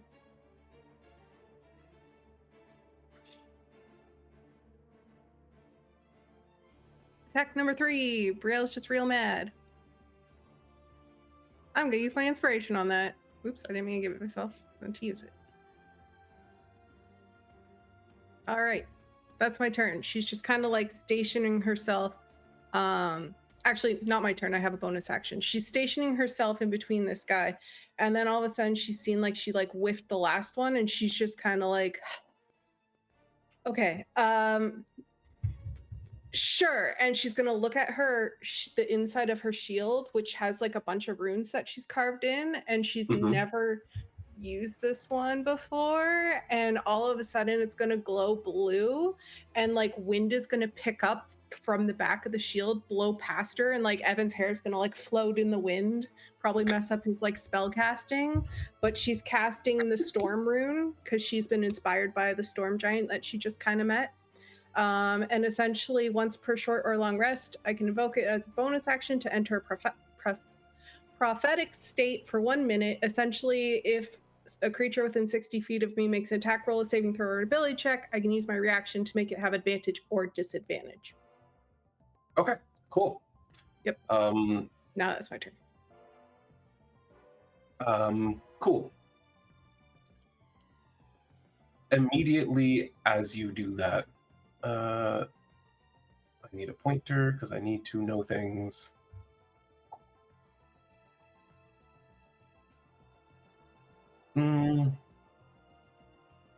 That's going to be too big. Well, drats, you're lucky. So instead of you, there is another crowd that can see this fight going on, leaving this bakery over here to the east of you all. The store owner and half dozen patrons are like creeping out and like running south. And as that happens,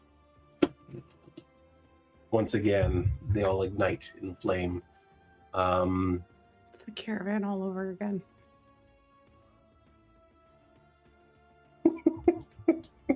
Hello, Radiant Guard. Where are you? Yeah. Right? Do They're your at the job. palace. This is not the palace. Any arcane cannons around you? Right? They don't experience many attacks in the middle of the city. And it's only been like 3 seconds. Okay. 3 seconds isn't bad. 3 seconds, and there's only been 18 casualties. That's really not bad with the things we're dealing with. True. And as that happens, he once again says, "Come now. I'll kill them all, including you, slowly." And in response to that, Evan is just like, I don't know. And he, like, with his book on his knees, sees how close this other one is to his other side, and he, like, just kind of rolls away a little bit.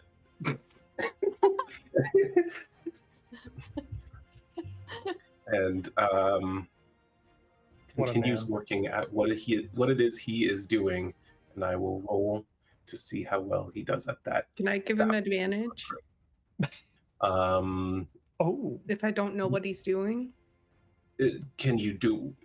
It's not an attack roll. It's when they make an attack roll, a saving throw, or an ability check. I'll allow It just that. says I have to be able to see him. So Yes, which you can, so that's fine. That's worse. okay. Well, I tried. We'll use the other one.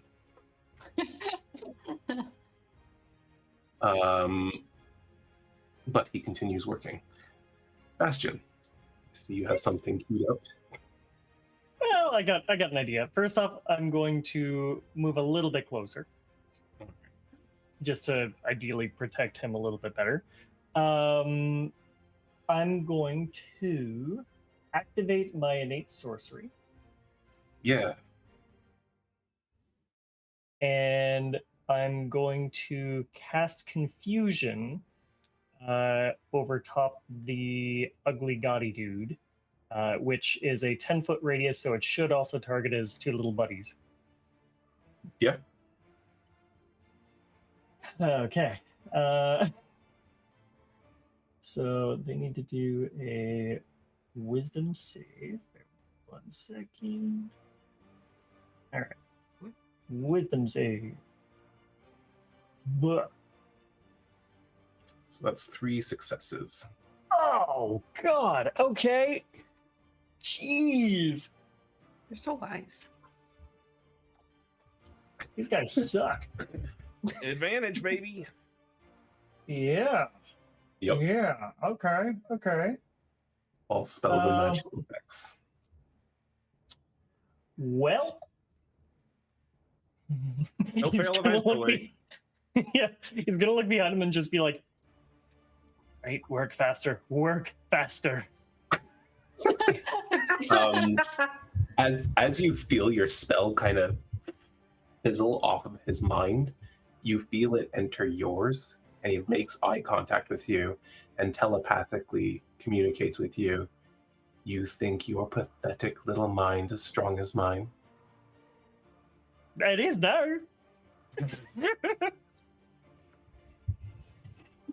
It doesn't understand that reference. Nope. It's part of the spell of confusion. He's still trying. Yeah. Yeah. If you can't do it, If I can't do it with a spell, I'll do it with my words. Confuse him the old-fashioned way Huh? through sheer nonsense. Yeah, he spends his next term pondering Bastion's words, right? Sure. Or Exploding more people.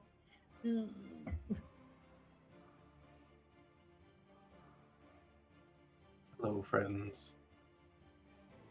Hello.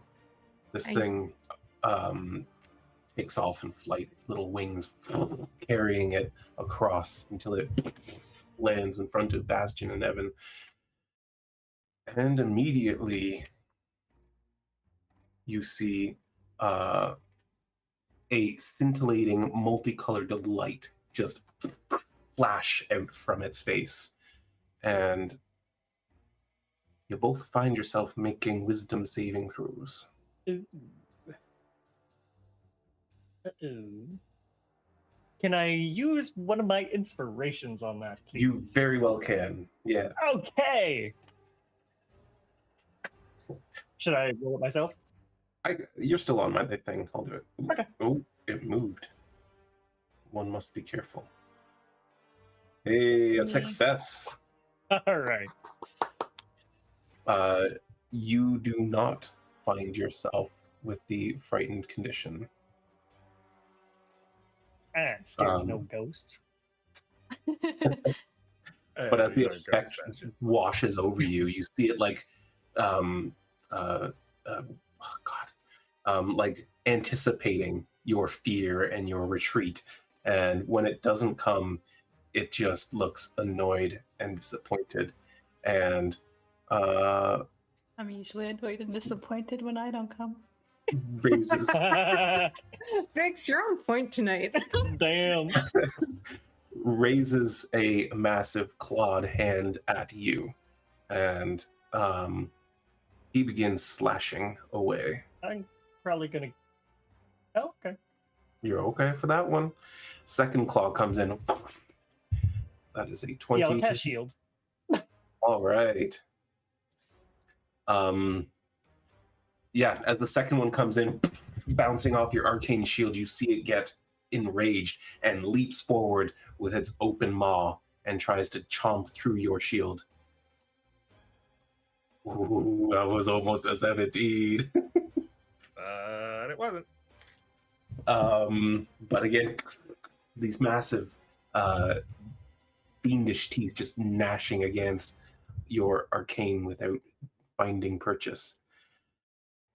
Tenebrius is looking across at all of this going on, and he's like, oh, for fuck's sake, and just grabs hold of Evan, and they blast through space and reappear over here. Blasting off again.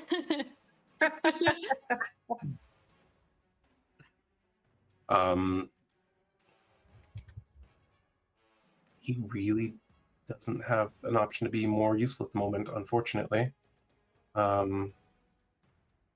Used a spell, and his cantrips. his only damaging cantrip is fire, so he's not going to waste his energy. He will sort of pull him back a bit and move in front of him. And that's going to be his turn. Hey, it's the Arbiter's turn. Oh boy. No. Rip us.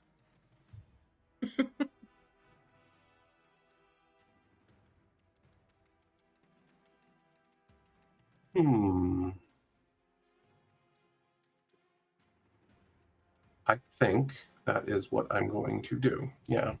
All right. He steps forward and looks Bastion in the eye once more. And he says, "You want to play mind games? I'll have your mind or destroy it." And he casts at you, Dominate Person. Yay! Oh, shit. Is that considered a charm effect? It is considered a charm effect. I have So you have advantage? But I already Well, said. you succeeded anyway. Oh yeah, that's true, you did. Yeah, you succeed. And My he mind looks is my own. he looks initially very surprised. And he goes, "Destroy it is then." but he has used up his action on the spell for now. And just want to make sure. Oh, wait, hold on. There is another thing. I don't think there needs to be. But wait, there's more. Nope, it does not trigger in this particular instance. You're fine. You're good. Who's next? This one. Hi, Wren. You Soften have above drawn for its attention. And oh, but first, there's more. As it turns towards you, much like the other one, the flash of multicolored lights comes out of its face. Is that And a you- spell? It is not a spell. Okay. It is an ability called Horror Nimbus. Alrighty. That sounds cool. I didn't name it. But you can feel it, this fear effect coming over you, and then dissipate as your mind is honed sharp.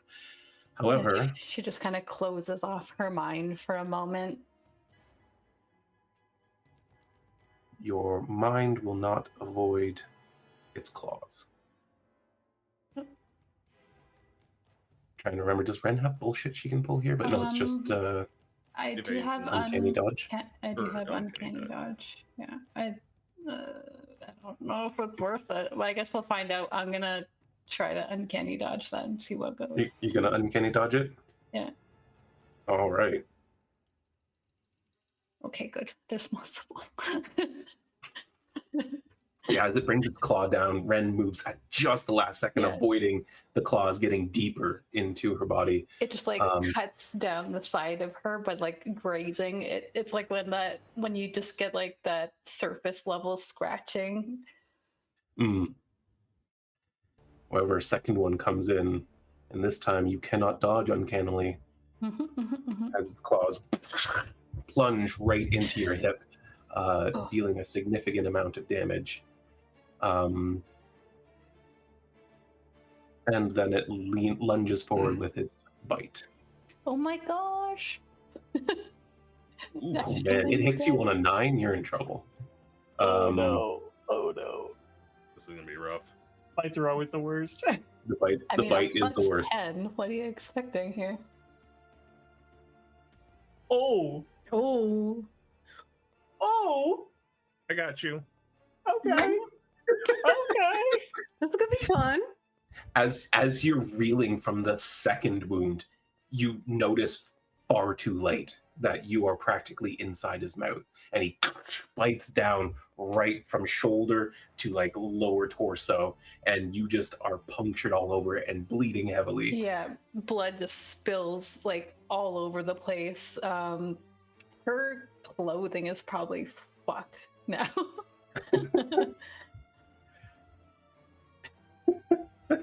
But that brings it back to Wren. Yeah. How is she gonna play this?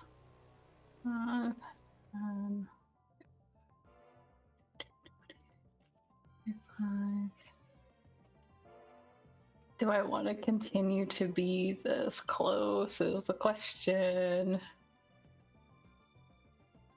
Okay.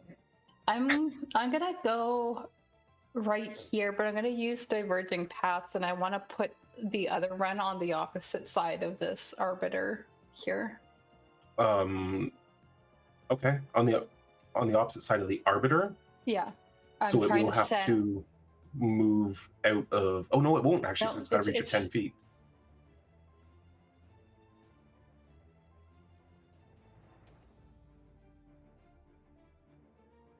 Okay, yeah, you do that. Right. Then I'm going to fucking attack this thing and be like, "What did you guys get yourselves into?" And that gives me sneak attack, right? To have them. Yes. There. Yep. Cool. Unselect and try to hit.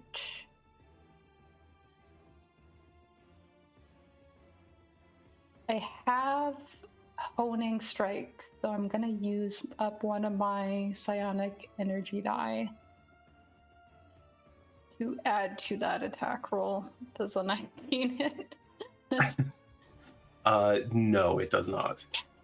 Okay, I have extra Wren, so You I also have my extra that inspiration. Yeah, that's probably a good use of that. A 19 doesn't hit. That's not good.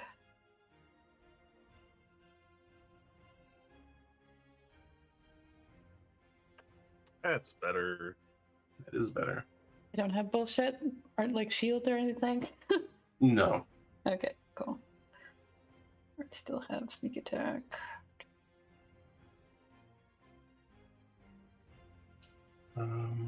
Oh, this is where this thing applies though. 1 second.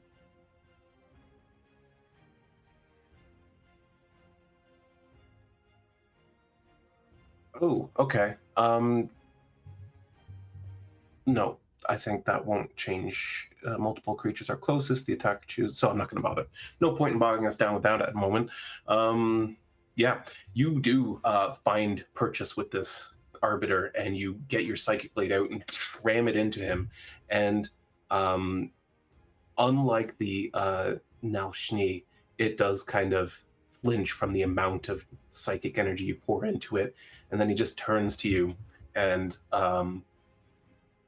he looks at you in a way that like can only be described as pleased with the new morsel of food he's found. Alrighty.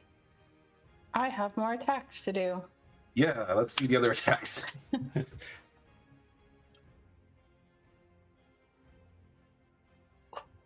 Do I want to use another one? For your offhand, it might not be worth it. That's fair. I mean, I have that extra damage now, though, on my offhand. Yeah, no, but it is your lowest damage attack. Maybe save it in case another main one fails. Wren 2 could use it, right? Yeah. Yeah, okay. Speaking of Wren 2, Wren 2's gonna do the same thing. I figured. Go ahead and do another attack. Do they get the same economy of like using sneak attack as well? Or yes. Yeah, okay, cool. Yeah. It has all the action economy that you have at the moment you split. Okay. So if I use something up, then it doesn't have that. Okay. Correct. That makes sense.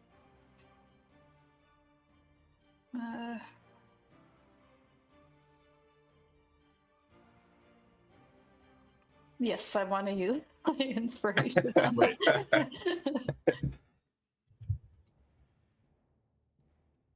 Yeah. Yes, there you go. Now deal out that sneak attack damage.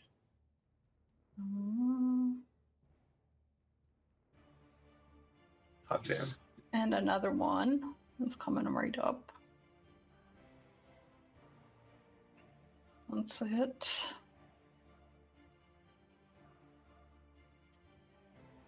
Okay, I'm doing something here. Yeah, you're cutting into him good, and you know you've dealt a ton of damage, and yet it doesn't seem to have rocked him like you might expect it to. Yep. She's noting that. End of turn? Yeah, I used my bonus action, so I can't do that. Yeah. End of turn. Brielle, That's me. how are your wisdom saves? Awful. Awful. Do you have any bullshit or inspiration? I guess not. No, not yet, because we're not at that point. Awesome. You are frightened. So you are frightened for a minute. You can repeat the saving throw at the end of each of your turns. Did it apply the fright condition? It did. If you want to take a look at what that means for you, you can go ahead and do that. And it's just that one guy I'm frightened of? Not It is others? just that one. Yes, Okay. It's him that you're frightened of. However, that's only the start of his turn. Yeah. So following up, making you fearful, he starts swinging his claws at you. Perfect. Well, at least you've got another inspo now. Yay. Thanks, Mom. No bullshit. No bullshit. Okay, here we go. So yeah, immediately after these lights hit you and make you afraid, he just starts clawing into you, ripping through your flesh, getting around all that armor, those claws long enough that as he just drags them across your body, he finds purchase somewhere, and then he leans forward for a big bite. But at that last second, you get your shield up and put it between you and him, and he can't get his teeth around enough to bite into you, and you are very lucky for that. Rhowan. Yep. Yeah. Let's see. Oop, I am going to move the entire map instead of myself. Just move space-time. It's what everyone's doing. Nice. So I'm going to pop out and come over here. And while I'm doing that, I will... I think... I'll check it later. I am going to go into the starry form of the chalice. Not the chalice, the archer, excuse me. And my range on that is... Where is it? Starry form. Archer. 60 feet. Okay. He Yes. declared 60 feet, and I'm like, is there something I can do with this information? No. I was trying to find the range on my spell, and then I found it. Got it. And it was 60 feet. Oh, and Fantasy Grounds just crashed. Oh. Well, Oops. that's a shame. It is. All Darn right. shame. One moment, please. We're experiencing technical difficulties. Elevator music plays. Okay,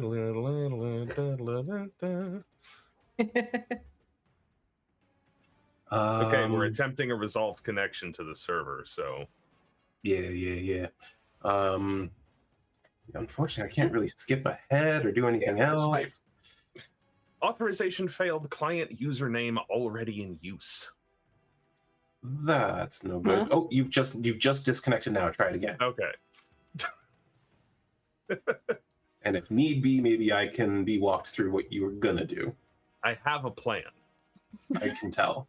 Always. Yeah. I always love when I can always see like Greg and David like going in close, and then I start seeing things drawn on the screen. Yup. I can tell when you're coming up with a plan. All right, we're 3/4 of the way done acquiring the file list. We will be right there. In the meantime, I will take a moment to recall, yes, I do have 3 inspiration that I can use in this fight, which I will. feel like Yeah, you you, don't you need can them. give them to us, right? You're going to use them on Thenebrius and Evan, right? For sure. Yes, I'm going to use it on Thenebrius. I mean, we already know how to get into the place. We don't need this guy anymore. It's fine. Actually, yeah, I haven't paid them the 12,000 gold either. We Yeah, could save please some take money. this guy. Yeah, it's we'll go buy the snap Staff of ourselves. power. Oh, perfect. I can steal all this shit. Get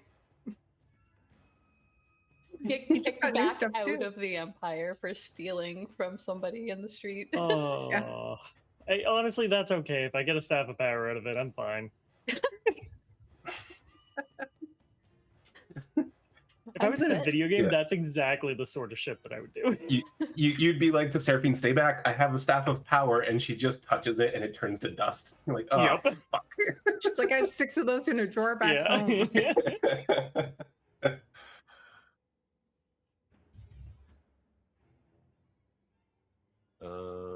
Let's see. Jika'arta Elandor Square. All right, we're almost there. Almost there. Almost there.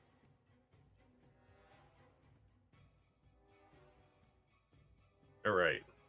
And I will try again to target the weird-looking guy Okay. with With an attack.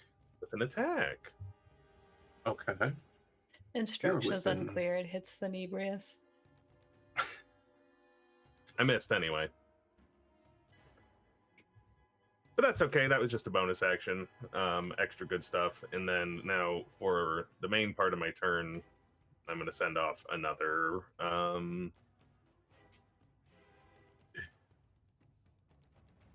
course, because I cast my spell, it hid my 6th level spells. All right. I'm going to cast off another Sunbeam. Yeah. Because that's Mm. concentration, right? You can It just keep is. throwing them out. I can just keep doing it. That's pretty awesome. Not gonna lie. Maybe some of them will fail this time. One of them did fail. We'll Yeah. take it. Hell yeah. He's blind. Oh, It blinded everybody. Never mind. Perfect. No, it didn't. Did it? It did. said effect Why did blinded that? applied to all 3 of them. Okay, that's weird. I'm gonna remove it. Yeah, You don't just have to. whichever one failed. Number Uh, 1. Number 1 failed. Yeah. All right, then I will do some damage.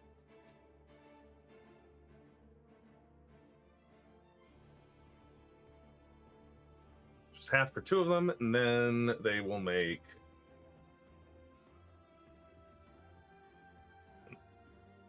their other saving throw. I have to scroll Okay. up for it. Wait, there's another saving throw? Yeah, enduring that one. nature. Got it. They all That's fail. 3 failures. That's crazy. Ooh. They are all restrained as vines burst up out of the ground and just wrap around them and hold them in place. Oh, I can use this. And then I will pretend that I don't see that fireball. You can see that as you're moving around the battlefield, you can see that he's like raising his fingers and looking at Bastion and Wren.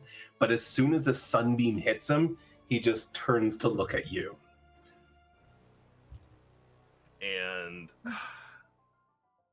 Shanks, I wish I didn't see that radius. Terry, Yeah, no. It doesn't want to hit its allies. So I know. I see that Wren. I see that Wren is injured.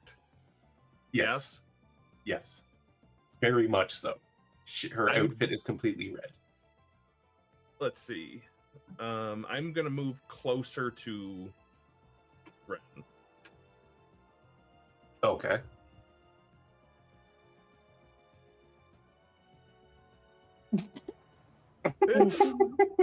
Oh no. Thanks, David. Yay. I didn't think that spot would work. It did. Now it gets all of us. It's getting the corner of his square. He'll hit himself. That's not going to be enough to hit him. Hey, at least Terry's going to be okay. That's really my goal here. We need that sending guy. But that is end of turn then? Action, bonus action, movement. Yeah. Okay. Ooh, oh, I have him and I've got her. Okay, he's targeting When are you everyone. hurt? No, okay. Fireball, as he snaps his fingers, goes off Ooh, around. wait. Is that a spell being cast? In this instance, it is not. He can Oh. cast Fireball as a spell. God This damn is, it. however, I Just want to use I Mage would- Slayer. I know I would it's not like his to cast turn. It's absorb a elements. it's a legendary action happening here. Yeah, I think I am also going to use my reaction to cast absorb elements. Yeah. Yeah, go for it. Oh. That just adds a DC. Okay. Does that give resistance? Yes, sh- it'll give you resistance. Should. Okay. All right. So damage. Where'd that go? Fireball damage. Did I succeed on that? You succeeded, so you should be Okay. fine. Yeah, it says evaded. Oh, Did I- And Rowan holds on to concentration, which is nice. 20 damage to me. Did it half it? No, it didn't. It didn't. Okay, I'm gonna No. give myself 10 HP back. Same. It didn't have it? Nope. Is there like an effect button for that spell? And I pressed it. It go up? gave me So- a D6 extra damage. Yeah. The effect does the D6 back when you attack. Oh, it doesn't but I have don't one think for it gave resistance. resistance. Yeah. That's Dumb. such a common effect. I don't know why that's not in there. Yeah. That's weird. All right. Well, all right. You can have it. That was the end of Rowan's turn, which makes it Brielle's turn. Cool. We're going to try and hit the guy I'm scared of, which seems like a dumb thing, but it's not, I promise. I believe you. Okay. You got it. Okay, it hit. Yay! Perfect. You did manage to hit it, yes. Okay, savage attacker. So 15. So that's attack 1. Then she's gonna start, her hair's gonna start glowing because she's really pissed off at this guy and she doesn't like being scared. So bonus action radiant consumption. So no, it's at the end of my turn. I'm gonna move away. Trust me, I had to 3 times to make sure I was gonna hurt you.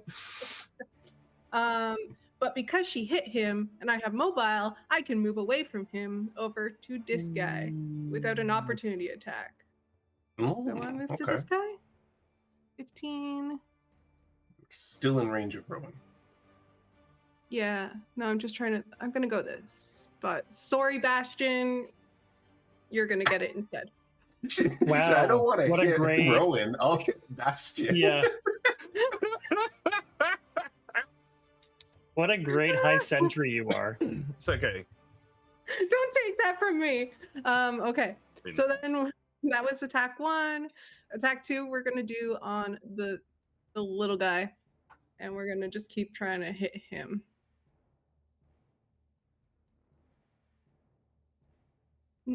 Inspiration. I'm gonna use everything, trust me. That's not Okay. gonna hit. Okay, attack 2, miss. Attack 3. I can't roll to save my life. Let's go second one. Can we? Not second one. Action surge. 3 more. She's really angry right now. should my she be? God. Oh my god. There's different numbers on the die. All Yeah. right, there we go. There we Yeah, go. There we go. There we go. Okay. Hold on. Jeez, that was Hold on. painful. Don't deal I'm damage holding yet. on. I'm holding on. I'm holding Okay. on. Should she be Um, getting a bonus from the flanking? I thought it has to be right across And for flanking. not enough of one. Yeah, isn't I it? don't think. I thought it was just endangered. Like, No, it has to be opposite sides. What's Okay. that, plus Um, 2? I don't think it would yeah. hit anyway. The +2 wouldn't That have was made a really difference bad. for any of those. But sorry, he has an ability for when he's being targeted with an attack. So when a creature within 60 feet makes an attack roll against it, and another creature is within the attack's range, you must make a DC 19 saving throw. So one target on target and target, and we'll make that happen. That is a failure. You must. Okay. On a failed save, the attacker must target the creature that is closest to it, not including the arbiter and or itself. If multiple creatures are closest, you can choose which one. So you can I attack can- either Bastion, like you intended to, or the now Shmi. I'm gonna attack the bad guy. So do I just roll like a different attack then to hit him, or the attack hits and I'm just doing damage to the new guy? It would be that attack roll. So the 24 to hit. So I hit. So then I just roll damage. Yes. Okay. And then I also am going to use my extra d6 of radiant damage on this guy too. So Okay. did that roll? Yep. Okay. So You did do 14. 13 slashing damage to yourself, though. What? Yep. I'm not You're targeting targeting yourself? myself. Oh, I am You were. targeting myself. Right. Stop hitting yourself. You right. Stop hitting yourself. Stop hitting yourself. He got so Okay. confused when he turned you. There was so much. I had a plan, and my plan was thrown off. Brielle Okay, was I like, still "Why have do I one kinda attack like this left, guy?" though. I still have one attack left, though. Am I able to attack him for the last attack, or because he made me attack someone else, I can't hit him for the rest of the turn? Yeah, you would have to target someone else. Okay, I'll just keep targeting this guy then. Well, that's... Pew pew. Cool. And then, because I moved 35 feet and I have 40 feet of movement, I'm going to move 5 feet here. So hopefully I'm out of range of Bastion. Hopefully. If not, it's Nope. okay. Sorry, I'm not. Okay. It's all right. Out of 10 range of feet. Wren. Yeah. 10 feet, 10 feet, 5 feet. Okay, I'm going to get all of you guys. Am I clicking all you? Yes. Drink consumption. Did it do that? It did. Yeah. And then I'm going to take it off these guys and do it to myself. Now I'm going to actually hurt myself.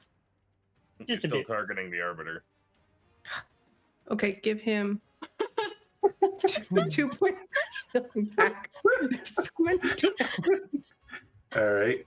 Everyone's unselected. That is my turn. The end. Oh my gosh. I like how Megan's like, I like playing martial classes because they're so simple. That Yeah. makes the most Yeah. complicated Yeah, fucking this martial is way class. more Jesus, man. complicated than any turn Vale has ever had. Uh-huh. That's because you play a million sorcerers. You can play one with your eyes closed. Rhowan, Sunbeam. Boom, next. All right. End of turn. Oh my god. Sorry for calling you out. Hot. It's Damn. worth it. Good roll from Guys. our buddy. A very good roll from our buddy. Oh, thank God. Nice. Good, because I'm about to piss this guy off. Yeah, Evan, he's like, got it, and stands up and starts walking towards the fight now with the book in his hand. You can see him looking like very intently at the pages, and then in Infernal, he says a sentence and then follows it up with Velkrath Azoriel then, and the Arbiter immediately is just like, what? And just vanished completely. You can see there's a look of confusion from the others there, and he goes, I've got your names too. And all at once they just turn and move to the rift, not wanting to have this form destroyed, that then they have to rekindle back in hell. He got a nat 20 in finding the names, and so he got them all at once. And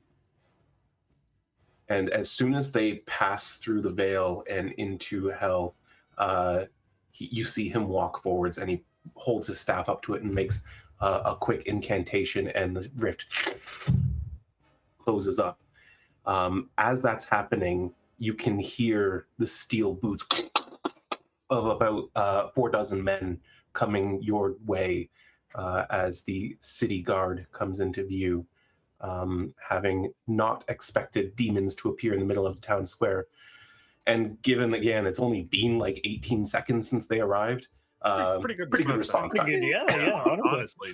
You said like 2 dozen men in Very 18 solid. seconds? Yeah. 4 dozen. 4 dozen. That's really Yeah. well organized. I don't They- care they what have a Arista's doing. really She good should have system. been here in like 2 I- seconds. Shit, I live on the Lazy. same street as the police station. It takes them like 20 minutes to get here. Yeah, I don't doubt it. And they have No. cars. So they've got this system set up that Wren would know, and you guys have probably seen it around at least. There are like these towers that are built into the buildings and kind of hidden in a way. Like they're not secrets. It's just they don't want to like mar the beauty of the city kind of thing. So there's guards up in these random places and keeping an eye on everything. And when an incident happens, they have a way of communicating with the nearest barracks. And there's literally just men sitting and like waiting. Like, we're on call. We're just here in our armor waiting to respond to something. So that's what that was about. And as they approach, Evan's like looking around and then looking at Tenebrius. He's like, this is bad. This doesn't look good for me at all. Do you mind if I just leave? I don't even know who you are. Oh. Okay. But those of you who... You know what? We'll talk later. Bye. Bye. And he just starts running. Oh, What direction is he running at least? Hopefully to his house. He runs to the like northwest. This pathway between the library and the what was this? This is I think it's just like a storage house or something. I don't know. Okay. Anyway, he runs between those two buildings and continues on north down that road. Bastion's gonna cast haste on him as he's starting to run away. He immediately in your mind. Thank you. Aww. And he's gone. Tenebrius is looking at him leave and he's like, what the fuck was that about? Right? You probably could have teleported him. Well, yeah, I didn't know where he was going. It's fine. I'll find him. I just got set upon by demons and I had a demon warded layer nearby. I'd be a little antsy to get back to it, I think. True. Ren just slumps on the ground. She's We're like gonna trying to get- keep her guts in. We're going to get you fixed up here, buddy. Yeah, you're able to do whatever we're out of initiative order. It's going to be about another, I don't know, 40 seconds or so before the guards arrive. If anyone has anything else they want to try to do before they do. I'm just going to spend a little time. I think Bastion's gonna just, if Tenebrius wants to get out of here quickly, he's gonna give him the 12,000 gold that he owes him. So he can do whatever he wants to do, basically. He accepts it and says, thank you. I appreciate it. But I think Sure, deal's a deal. I should explain how much I helped in this situation. If you don't mind embellishing what we all did, that would be truly very helpful for me right now. I think it would be wise for all of us to explain just how pivotal we were in saving them from an infernal invasion. Probably true. He said he was the 9th Arbiter? I feel like that's an important detail. Perhaps. I'm not that familiar with fiends, but It sounds important. well, perhaps there's a scholar here who can prove just how dangerous that would have been without us. What was the thing that Evan yelled out? So he yelled out, Velkrath Azoriel Ven. Okay. Thanks, buddy. Let's see. I calculated I get 6. There's 6 rounds until the guards turn up, so I'm just Pumping you full. doing what I can with Aura of Vitality and the starry form of the chalice. Nice. Or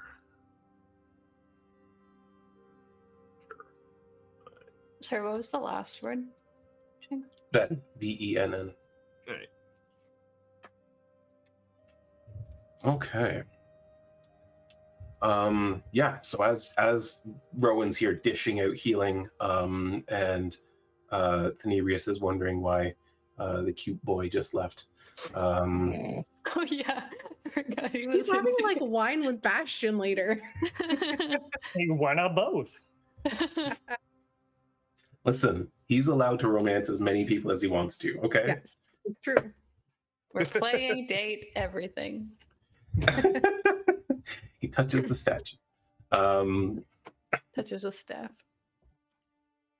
I think Brielle. Oh, sorry, go. I was No. gonna say that Wren thanks Rhowan for that. Is probably trying to hold together. All right, yeah, outfit a just hold him in there for a second, and then all right, okay. I think as Rowan's doing that to Wren and she can't like escape, she's just sitting there being healed. Brielle's walked over and she's like, this time it actually wasn't our fault. And I don't know why you always kind of assume it is. Well, actually, I understand why you assume it is because it usually is my fault. But this time it wasn't. It was that guy's fault. And we asked if like demons came out when he did his circle thing. And he said like sometimes. And I guess that should have been a clue that they were coming. But nothing happened. So I figured we were out. And she's just going to just ramble until poor Wren is healed and can actually be like, shut up. It's like Wren it's not starts our running. fault.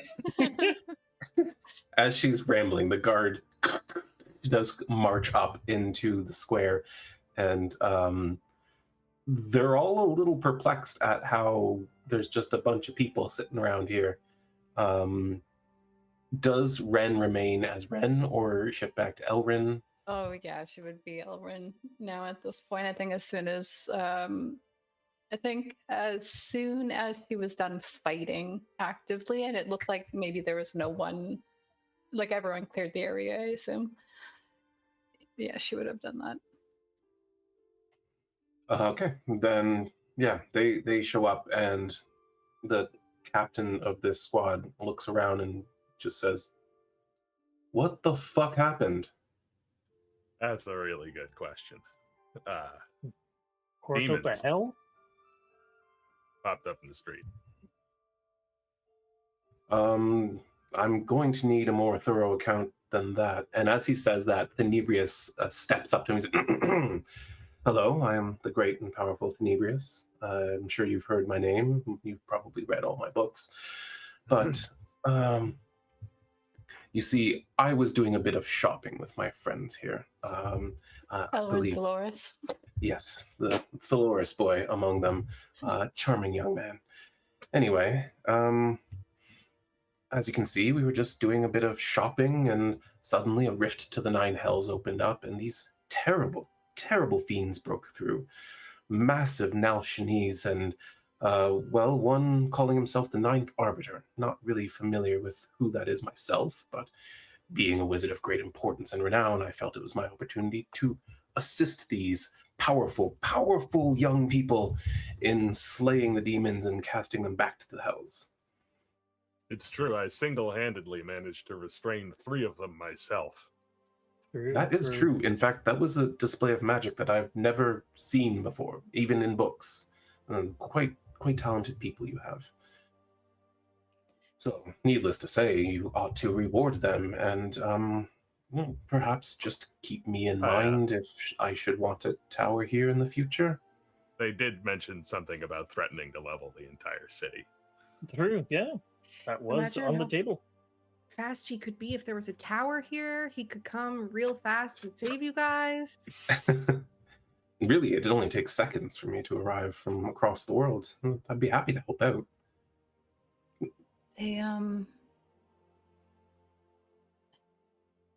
They hurt a lot of civilians in a very short amount of time. Truly, it was terrible. I could have prevented it if it was normal magic, but he had some unnatural fiendish ability for killing in an instant. Quite brutal. The captain's kind of looking at all of you and he's like, "This sounds a little fucking crazy." Hey, put us under magical truth compulsion if you want. I was going to say. He says that might be necessary. I'm not sure what the process is for this. It's been a very long time since there's been an attack in the city. We could also potentially corroborate their story. Terry, are you still around? Oh, hi. Yeah, I'm. Is it over?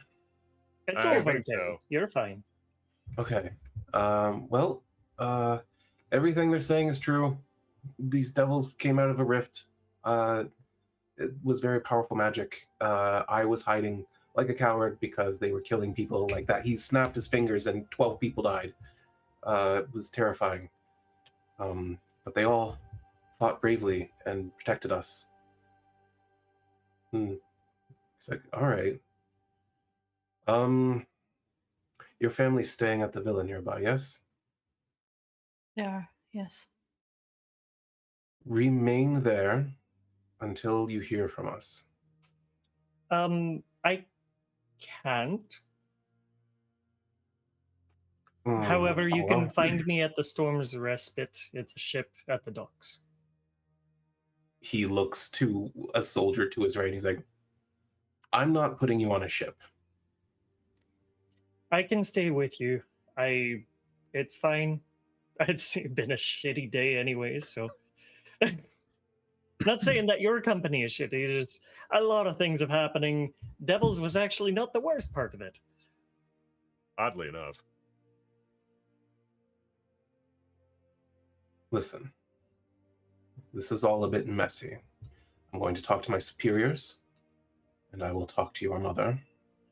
And you, tell you what, you seem to have helped us. I'm not going to punish you for that. We'll find you a nice inn under watch. That's fair. Like I said, I can stay in a barracks with you if you'd like.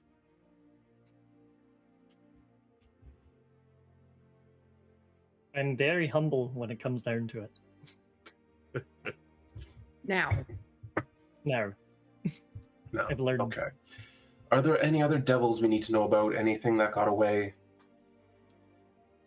I don't think mean, any devils so. got away. They all hightailed it back to hell, but I wouldn't suggest going in after them. Okay. All right. Well, we're going to begin our investigation. Do not leave the capital. Not planning You on it. dream of it. I got plans tomorrow here. yeah. Good. All right.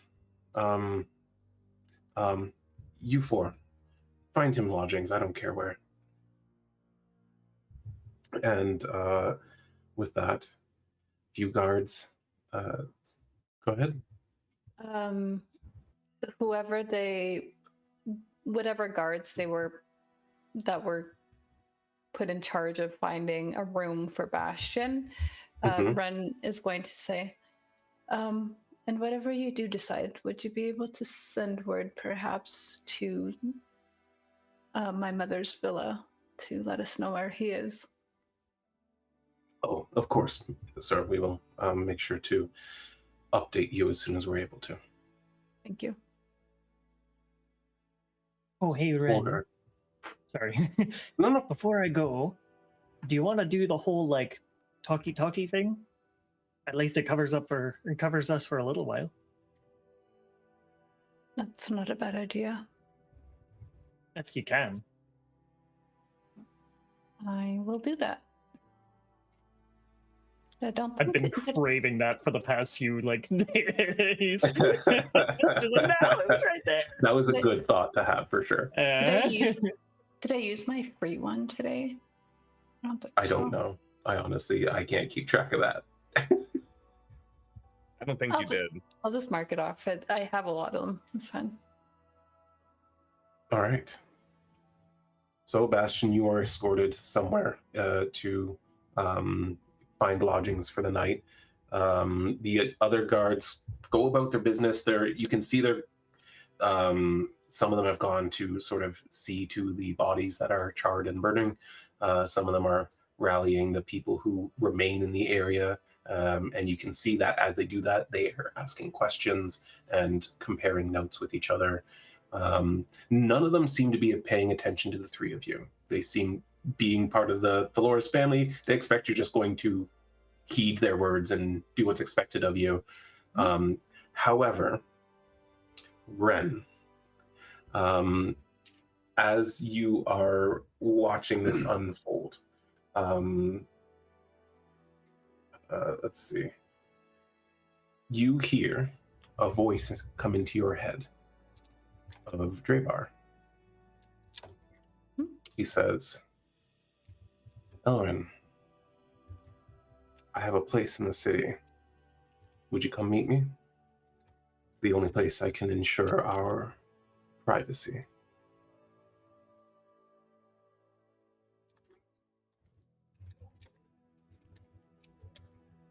Mm. Oh no.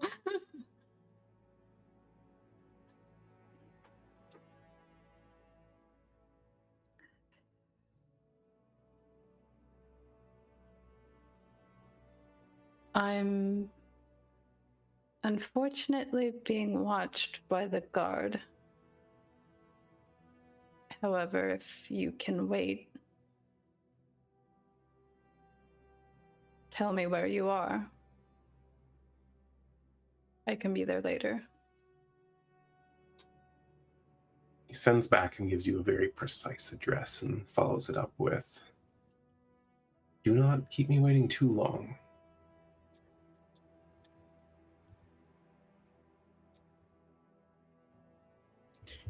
I'll try not to.